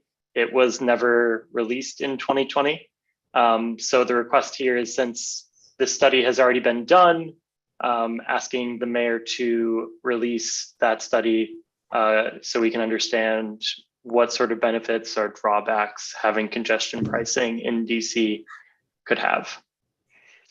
I'll also note that today I saw Councilmember Nadeau, I can't remember if she introduced a bill or just a recommendation where I think the language was digital hailing of cabs that go through the downtown area between, I think, the hours of 12 p.m. and 7 p.m. Would have a $2 surcharge added onto them. I'm not sure that it makes sense to include in this particular resolution, but wanted to at least make folks aware since that's something that happened today. I will now take time for questions or give folks a minute or two to just skim through this. Commissioner Gallagher. Yeah, thanks for your diligence on this, Commissioner Jacobson. Don't want to interrupt too much while folks might be catching up reading the text. I would personally suggest not having us try to address the proposed taxi surcharge. I think that requires a little more thought, and at the risk of biasing the rest of the commissioners, though I'm very much in support of your resolution and congestion pricing, I am honestly not sure, having not been able to read all the details yet, I'm not sure that I am in support of that particular proposal, actually.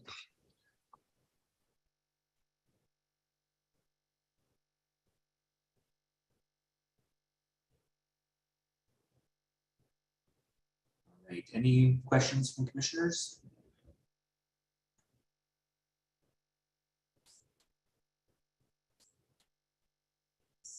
None. I want to give people an opportunity to read it all. Does anybody need another minute?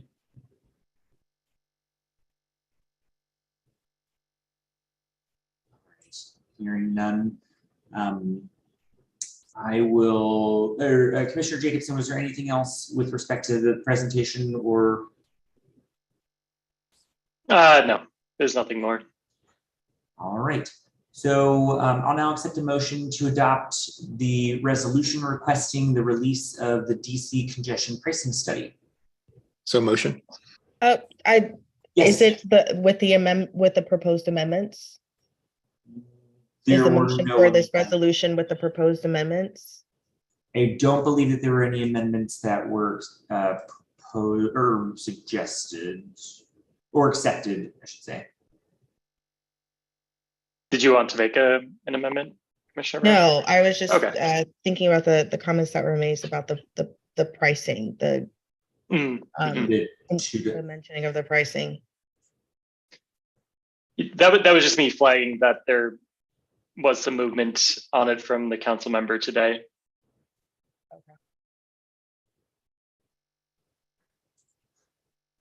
So there is a motion.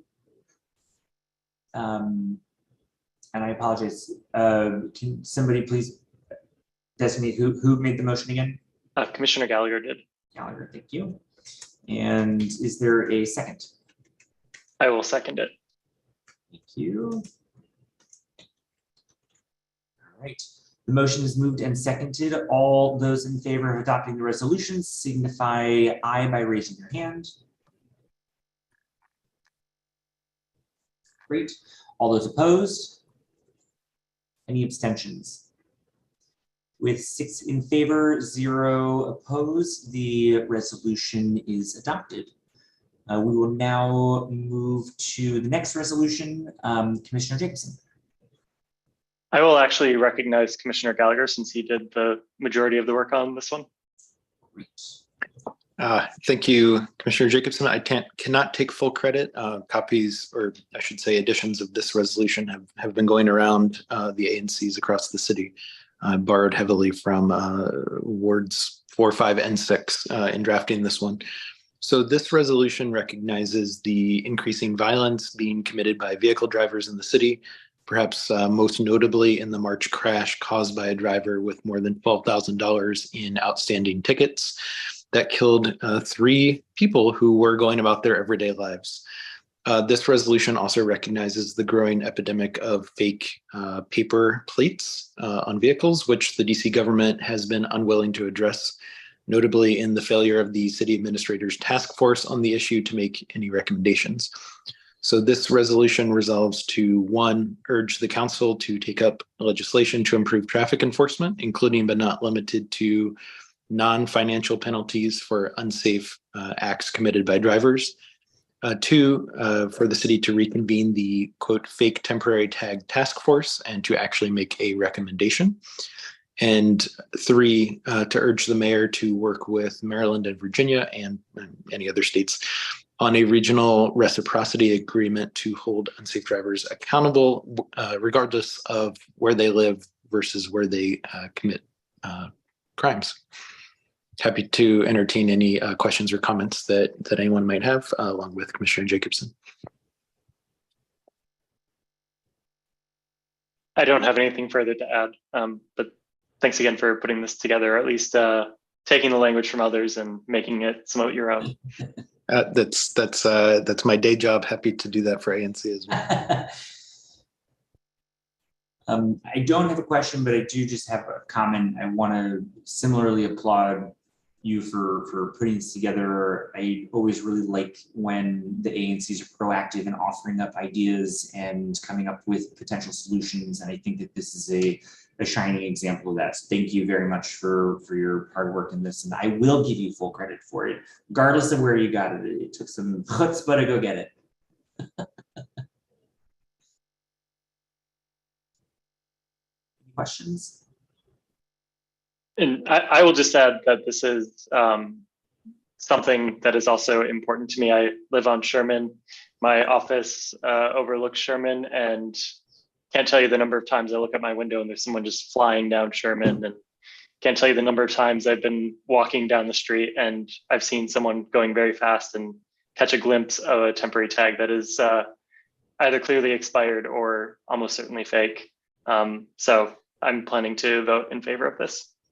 And I'll also just offer, I don't know if it is known to this group, but you have among you a member and sometimes club officer of the Automobile License Plate Collectors Association. So I am recognized nationally and internationally for my knowledge of automobile license plates, and I can spot a fake from miles away for any state but Virginia, because it has absolutely no features whatsoever that would counter counterfeiter's ability, unless it has a totally wrong serial number or just looks absurd. I have seen some done in Microsoft Word using Times New Roman that stand out. So that said, not everyone needs to be a world expert in license plates to know that this is a growing problem. And if if Commissioner Jacobson can see from his office that a plate is fake, then yeah, this is an epidemic in the city. Thanks. I'll stop ranting now.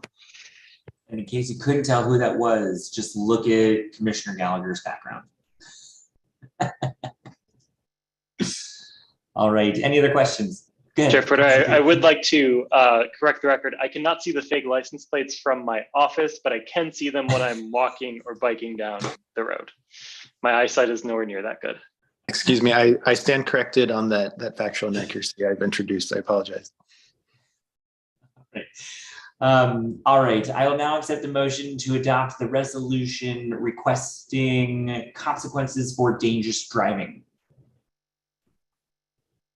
So moved. Thank you, Commissioner Ray. And second? Second. Thank you, Commissioner Newland. The motion is moved and seconded. All those in favor of adopting the resolution signify aye by raising your hand. Great. All those opposed signify nay by raising your hand. Any abstentions? All right, 6 in favor and 0 opposed. The resolution is adopted. All right, and we have one more resolution, Commissioner Jacobson. Yes, apologies for my committee being proactive and causing these meetings to run a little bit later. The last one is this resolution opposing the traffic camera revenue redirection to the general funds. So as was noted in the budget presentation earlier, the automated traffic enforcement camera system, the revenue from those used to be dedicated to traffic safety projects, and now it's being moved toward general fund. I have some concerns with this. Partially, it is the idea that folks see these cameras as revenue generators. Right now, that's not really the case, because the folks who are punished for speeding are ending up funding street safety projects. But moving into a more funding the general revenue, I can see some of the concerns of how this does feel like more of a revenue generator and not focused on making streets safer. The Office of the DC Auditor has also noted that a lot of the lack of progress on Vision Zero is largely attributed to the lack of full funding. So I think that's important to note.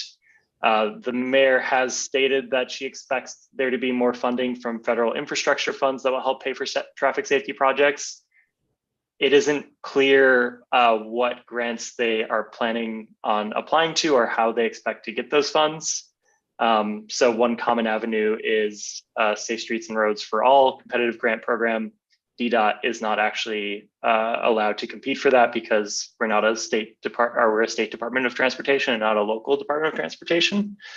And DDOT has also indicated that it's only applied for 2 competitive grants under another grant program, only one of which was related to Vision Zero. And the last piece is that DDOT has indicated that there were grant programs that they didn't apply to because they did not have the resources to support that program area.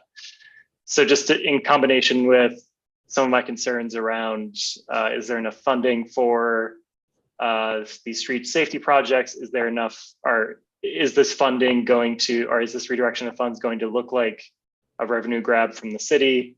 And it seems like the lack of effort from DDOT in getting funds for these traffic safety programs from grants, that's the impetus for me writing this.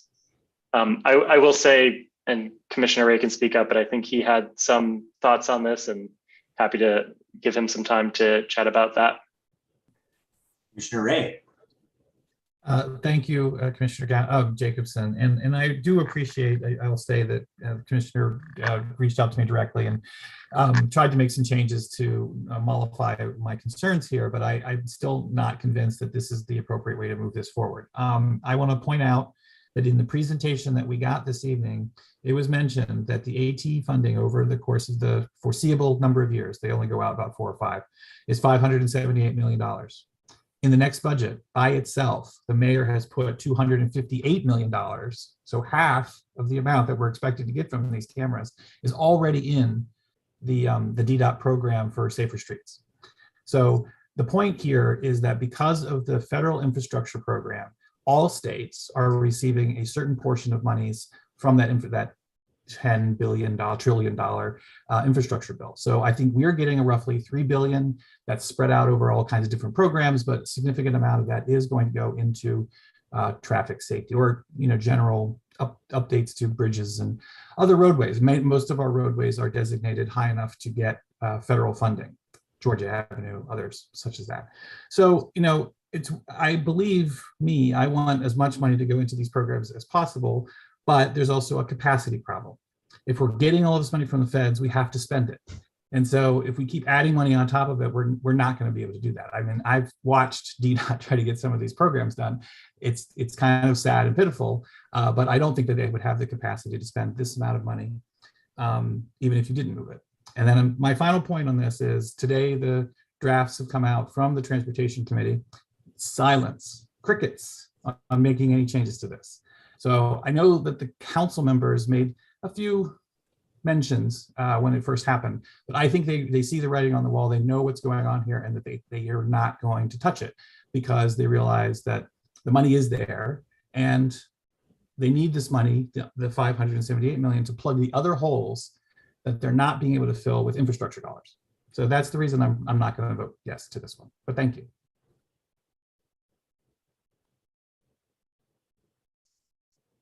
Commissioner Gallagher.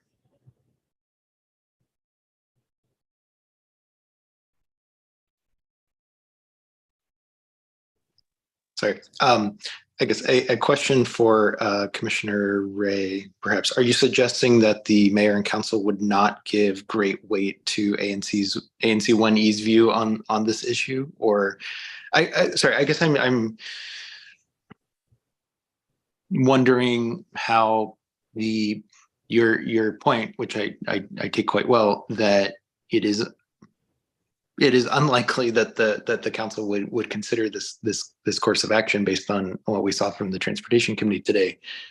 I guess if you would be willing, how does the unwillingness of the council factor into your thoughts in terms of not supporting this? Sorry, I'm not being articulate, but if the question was maybe clear. You're coming clear. My point in bringing up where the council is on this is to kind of highlight that they may not have fully thought through their original legislation that put this money directly into this program. And now they're seeing, perhaps, they're not going to say it, and I know they're not going to say it ever, but they're now seeing that maybe that wasn't quite the right way to handle it, especially with these infrastructure dollars coming into the city.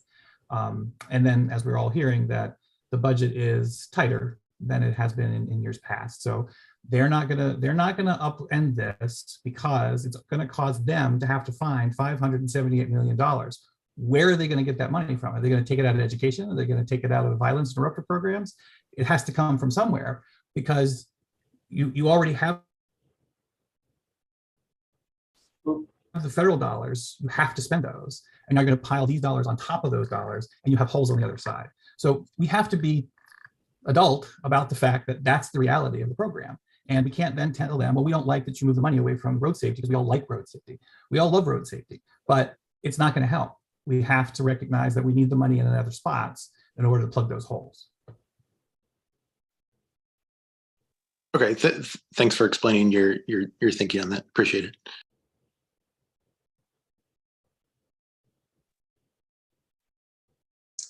Commissioner Jacobson. And I think my my understanding is that it would be very difficult for the council to unwind this, and that's part of the reason why they're not trying to this year. And I could have swore I read something from Alan's office that they're not going to try to do anything this year, but they'll look at options for future years. So I understand and totally agree that like probably nothing will happen this year. So part of this for me is sending a message that the revenue from these sorts of projects should truly be going toward making the city safer. And I think that's where I just come down in a slight disagreement, and disagreements are totally okay.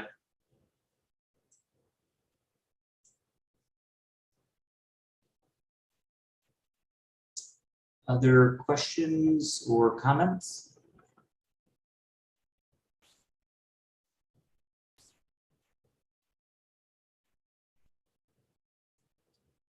Right.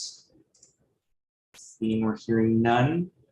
I'll now accept a motion to adopt resolution opposing traffic camera revenue redirection to general fund. All so moved. Thank you. Jump the gun there. Second. Seconded. Mr. Gallagher. Thank you. The motion is moved and seconded. All those in favor of adopting the resolution signify aye by raising your hand.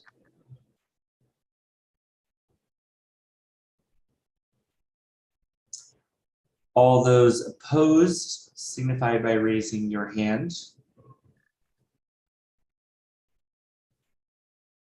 And abstentions. All right.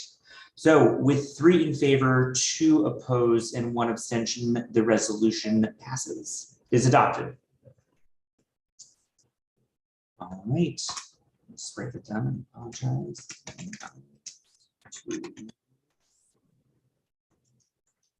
Can I comment on a meta level? I was worried for a second there that we'd have to figure out what happens in the case of a tie. I think everyone else is pausing on that too. Yeah, that's why I was waiting to vote. I was like, I think as chair, I would just not vote. No, it would not pass with a tie, by the way. Yeah. Yeah, okay, that's what I thought. All right. Well, thank you very much. Commissioner Jacobson, anything else with respect to your committee? Yes, our next meeting is a week from tonight. The agenda is on the website. We're going to have 2 wonderful presentations, or I'm assuming they will be wonderful. One from Commissioner Footer on an 8th Street redesign, and another from Commissioner Brown, who's done a lot of work on Columbia Road safety projects. And Commissioner Footer has also done a lot of work on his 8th Street redesign. I just have witnessed Commissioner Brown's wonderful work with her constituents. Awesome. Thank you. And perfect. Thank you very much. All right, next we move to Public Safety and Engagement Committee. Chair recognizes Commissioner Newland. Thank you, Chair. Just keeping it brief here, we will be having our first official meeting Monday, the 8th at 7 p.m. So anybody is welcome to join. And also we are looking for additional committee members. So if people on this call would like to join the committee itself or know of somebody who might be interested, please don't hesitate to get in touch with me. But yeah, looking forward to holding this first meeting and kicking things off. I'm happy to say that one E07 other than myself will be represented. Is that your only non-commissioner member? So far, yes. All right. Team, please reach out to your networks. Let's see if we can find some people. We have a public safety is a big issue in this neighborhood all across from 1E01 to 1E07. We know that there are people who will be glad to participate. So let's try to tap it because we need some help if this is going to be a really good opportunity to engage in this thoroughly. Commissioner Gallagher. Hey, thanks, Chair Footer. Commissioner Newland, I've talked to a few folks in my district who have expressed some preliminary interest. They've asked kind of what the committee is about, and I mean, you know, aside from the self-explanatory name, and it hasn't met yet, so it might be impossible to say. But do you have any kind of sense for the types of issues or initiatives the committee would take up that I could share with my constituents? That's exactly what we'll be discussing in the first meeting, is the vision for the year and different strategies that we want to go down. So, I mean, I would be more than happy to, if you want to connect me with these folks, because that's what we did with Commissioner Footer's contact. We just had the conversation and he was on board with it. So if you want to connect me with any of these folks, I'm happy to talk to them and just kind of go through what my initial thinking is. And then I know that also talked with Commissioner Lancaster about her thoughts as well. So I'm happy to share those if she can't join. But yeah, we're hoping to, you know, figure a lot of that stuff out in this first meeting, but also happy to talk to folks. And Commissioner Gallagher, one of the things that I kind of expressed as a very positive thing to people when talking to them to try to recruit them is that this isn't a transactional committee, and so they really have a lot of range to be able to do things that they see fit that are under the purview of, you know, MPD, the agencies that we list in the SOPs. But what that transpires to mean is that there's, you know, great opportunities to do initiatives, to do public events. There are a lot of different ANCs that do it a bit differently, but awareness and, you know, community engagement, while that may sound kind of as a popular term, but really getting out there, I think that those are some good ones. There, I will say the gentleman who's going to be joining the committee is very excited and has a lot of ideas, and I can tell you it will be quite a spectacle.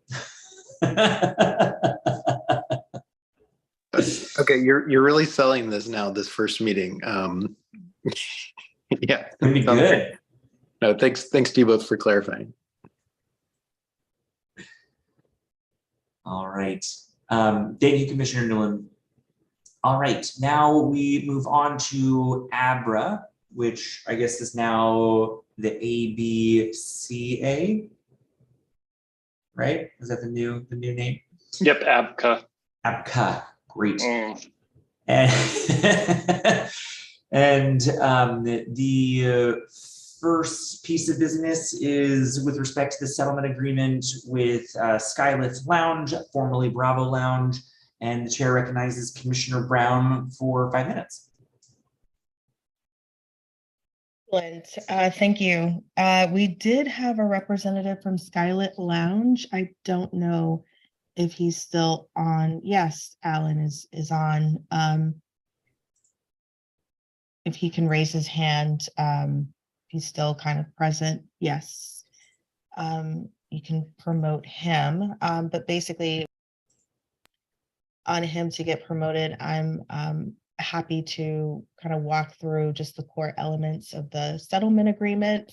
And if somebody can pull it up, that would be great. But basically, this is a standard settlement agreement as the rest of the businesses have entered into along Georgia Avenue, particularly in my single member district, and their commitment to maintain peace, order, and quiet and public safety in the neighborhood. So this agreement is between H&M Theater and Jazz Lounge in the ANC 1E. The owner, when we received the notice for the renewal, the application renewal, it did say Bravo Lounge, which is incorrect. It should be Skylit Lounge. And the name, the branding of it has changed to that. Basically, in a nutshell, met with the owner and we discussed the hours of operation, both indoors and outdoors. Indoors remain the same, and I could just briefly share that with you all. Alcoholic beverages and sales and service consumption inside the premises is Sunday through Thursday from 11 a.m. to 2 a.m. and Friday and Saturday from 11 a.m. to 3 a.m. Outdoor premises, alcoholic beverages and sales and operation, Sunday through Thursday from 11 a.m. to 11 p.m. It was changed from 2 a.m. to 11 p.m. and then Friday and Saturday from 11 a.m. to 12 a.m. And I believe it was originally 3 a.m. Live entertainment endorsement was a part of their application, and we went back and forth on that, but decided to maintain those hours indoors as it would negatively impact the business if we would change those hours. There is no entertainment outdoors. We talked about sound mitigation, including pre-recorded music through small speakers. The definition for entertainment is included in the language you'll see here. And so I yield the rest of my time to Alan, who can share a little bit more about the business and what we have here in the agreement. Well, Commissioner Brown, thank you. I don't think there's much to add there. You covered it pretty well. I just want to thank you for being so helpful and supportive here.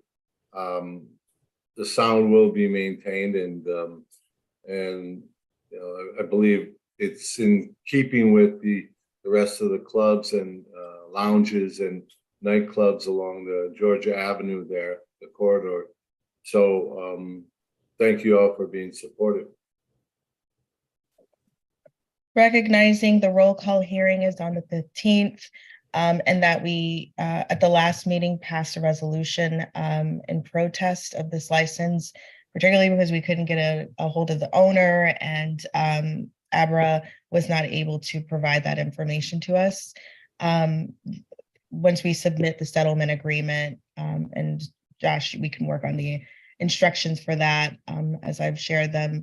But the hearing, kind of from our perspective, is null and void unless any other protesters come up and attend the hearing with their group. ANC 1E would no longer pursue the protest, and the settlement agreement would be filed for the record, and an order will be issued. So that's how the process would work for us. I know Commissioner Ray, we've done this before several times. Am I missing anything? No, I think that's everything. Although I do know that Commissioner Jacobson recently had some pushback on our letter wording, but we can get some more details on that at another time. It won't impact any of this. Now, when I say the letter, I mean the protest letter, not your not your agreement. Right.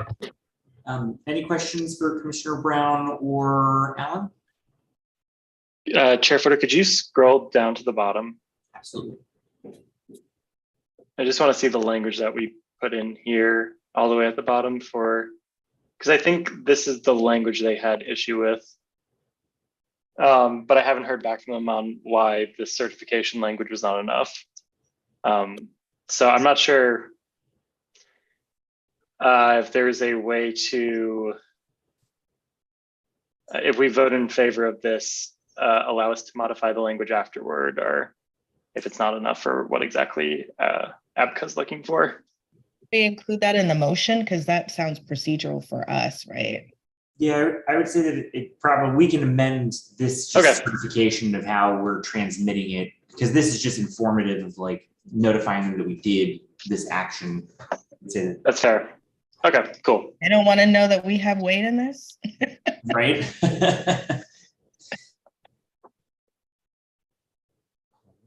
Any other questions? All right.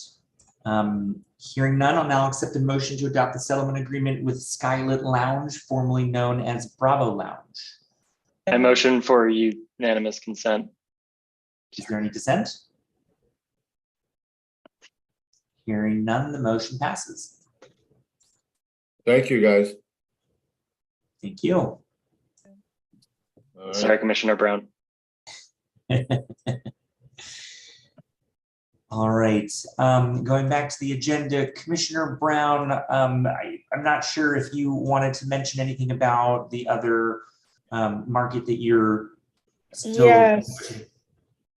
I am holding in my hand a signed settlement agreement with an IM market. I did not want to include this on the agenda because the commissioners hadn't had a chance to see it. So we had talked about including it on the next agenda, which is fine. There is not really a hearing coming up, as this was something that 1B could have considered, and they did not. So I went to an IM market today, and they have currently opened up their business.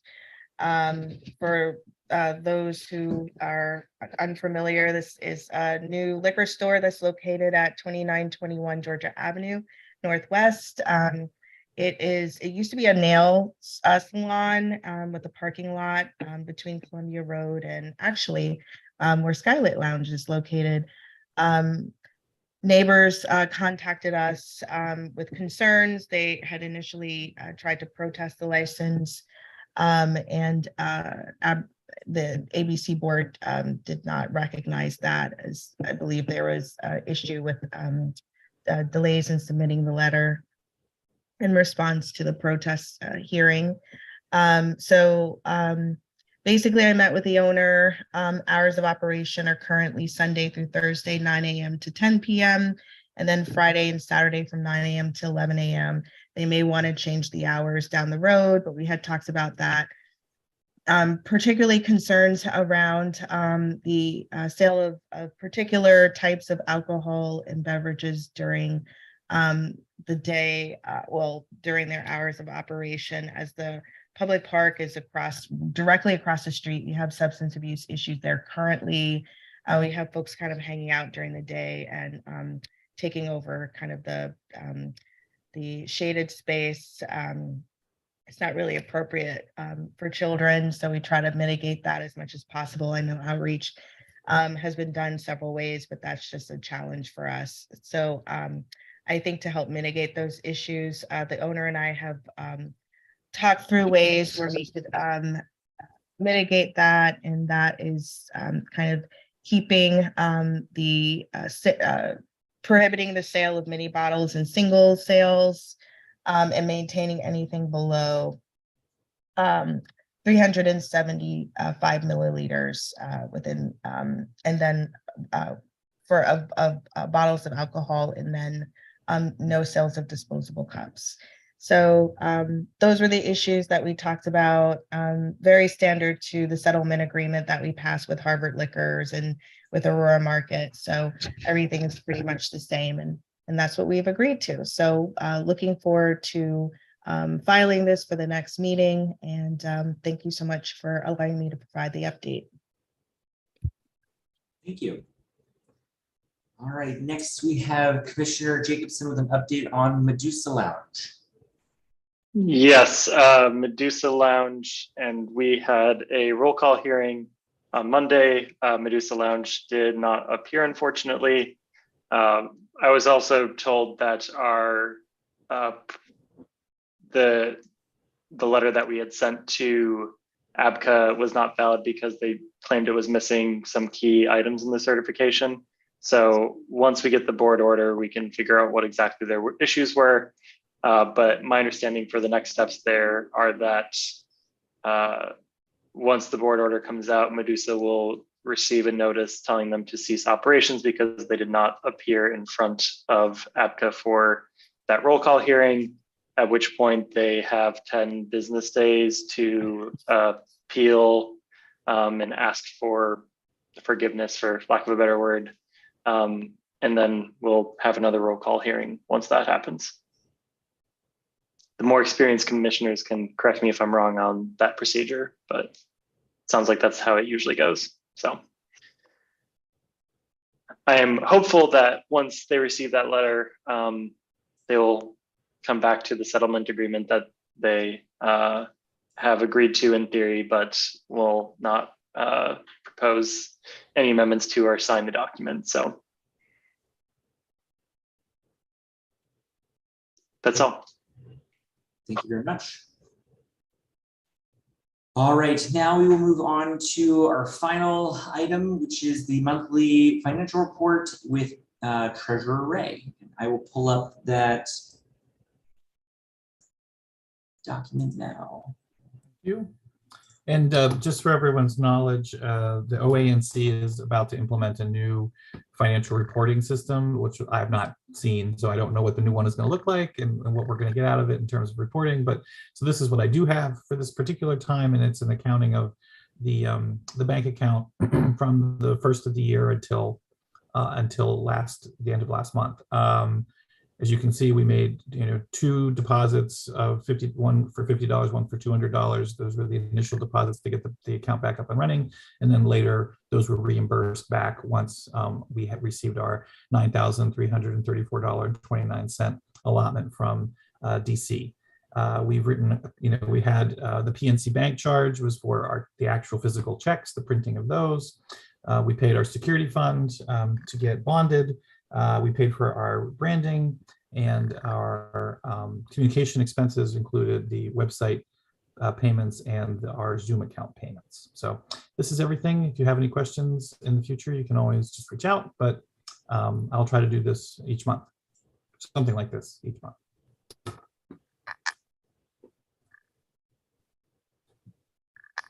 Any questions?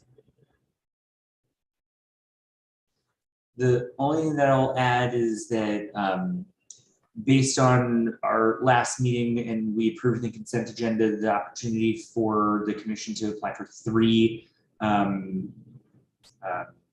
opportunities, grants through the OANC's assistance fund.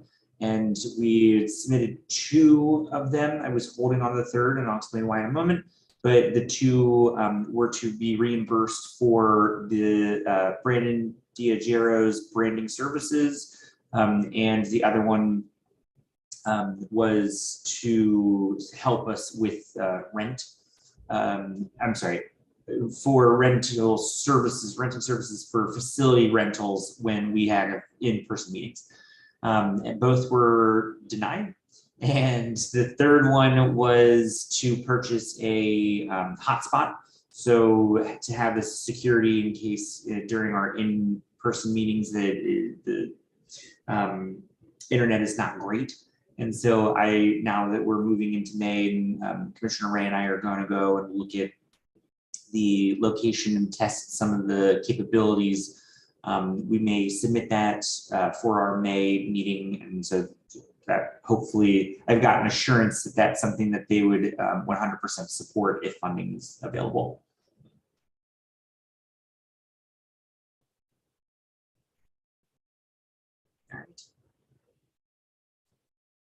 Thank you, Treasurer Ray. All right, well, that concludes our official business for the evening. Having no other business before the commission, I'll now accept the motion to adjourn. I motion with unanimous consent that we adjourn the meeting until our next meeting, which is Wednesday, May 24th, 2023 at 7 p.m. Is there any dissent? All right, hearing none, the motion passes. And with that, I will give my disclaimer as I do every week, every meeting. Please note the next general body meeting will be, the next general meeting of ANC 1E is Wednesday, May 24th of 2023. And the Committee of the Whole, otherwise known as the COW, is Tuesday, May 16th, 2023. The next general meeting will be a hybrid in-person meeting, location TBD. Announcements and other information about ANC 1E will be available on our website, which is anc1e.org. I repeat, anc1e.org. Ladies and gentlemen, thank you for a great meeting. Have a great rest of the night.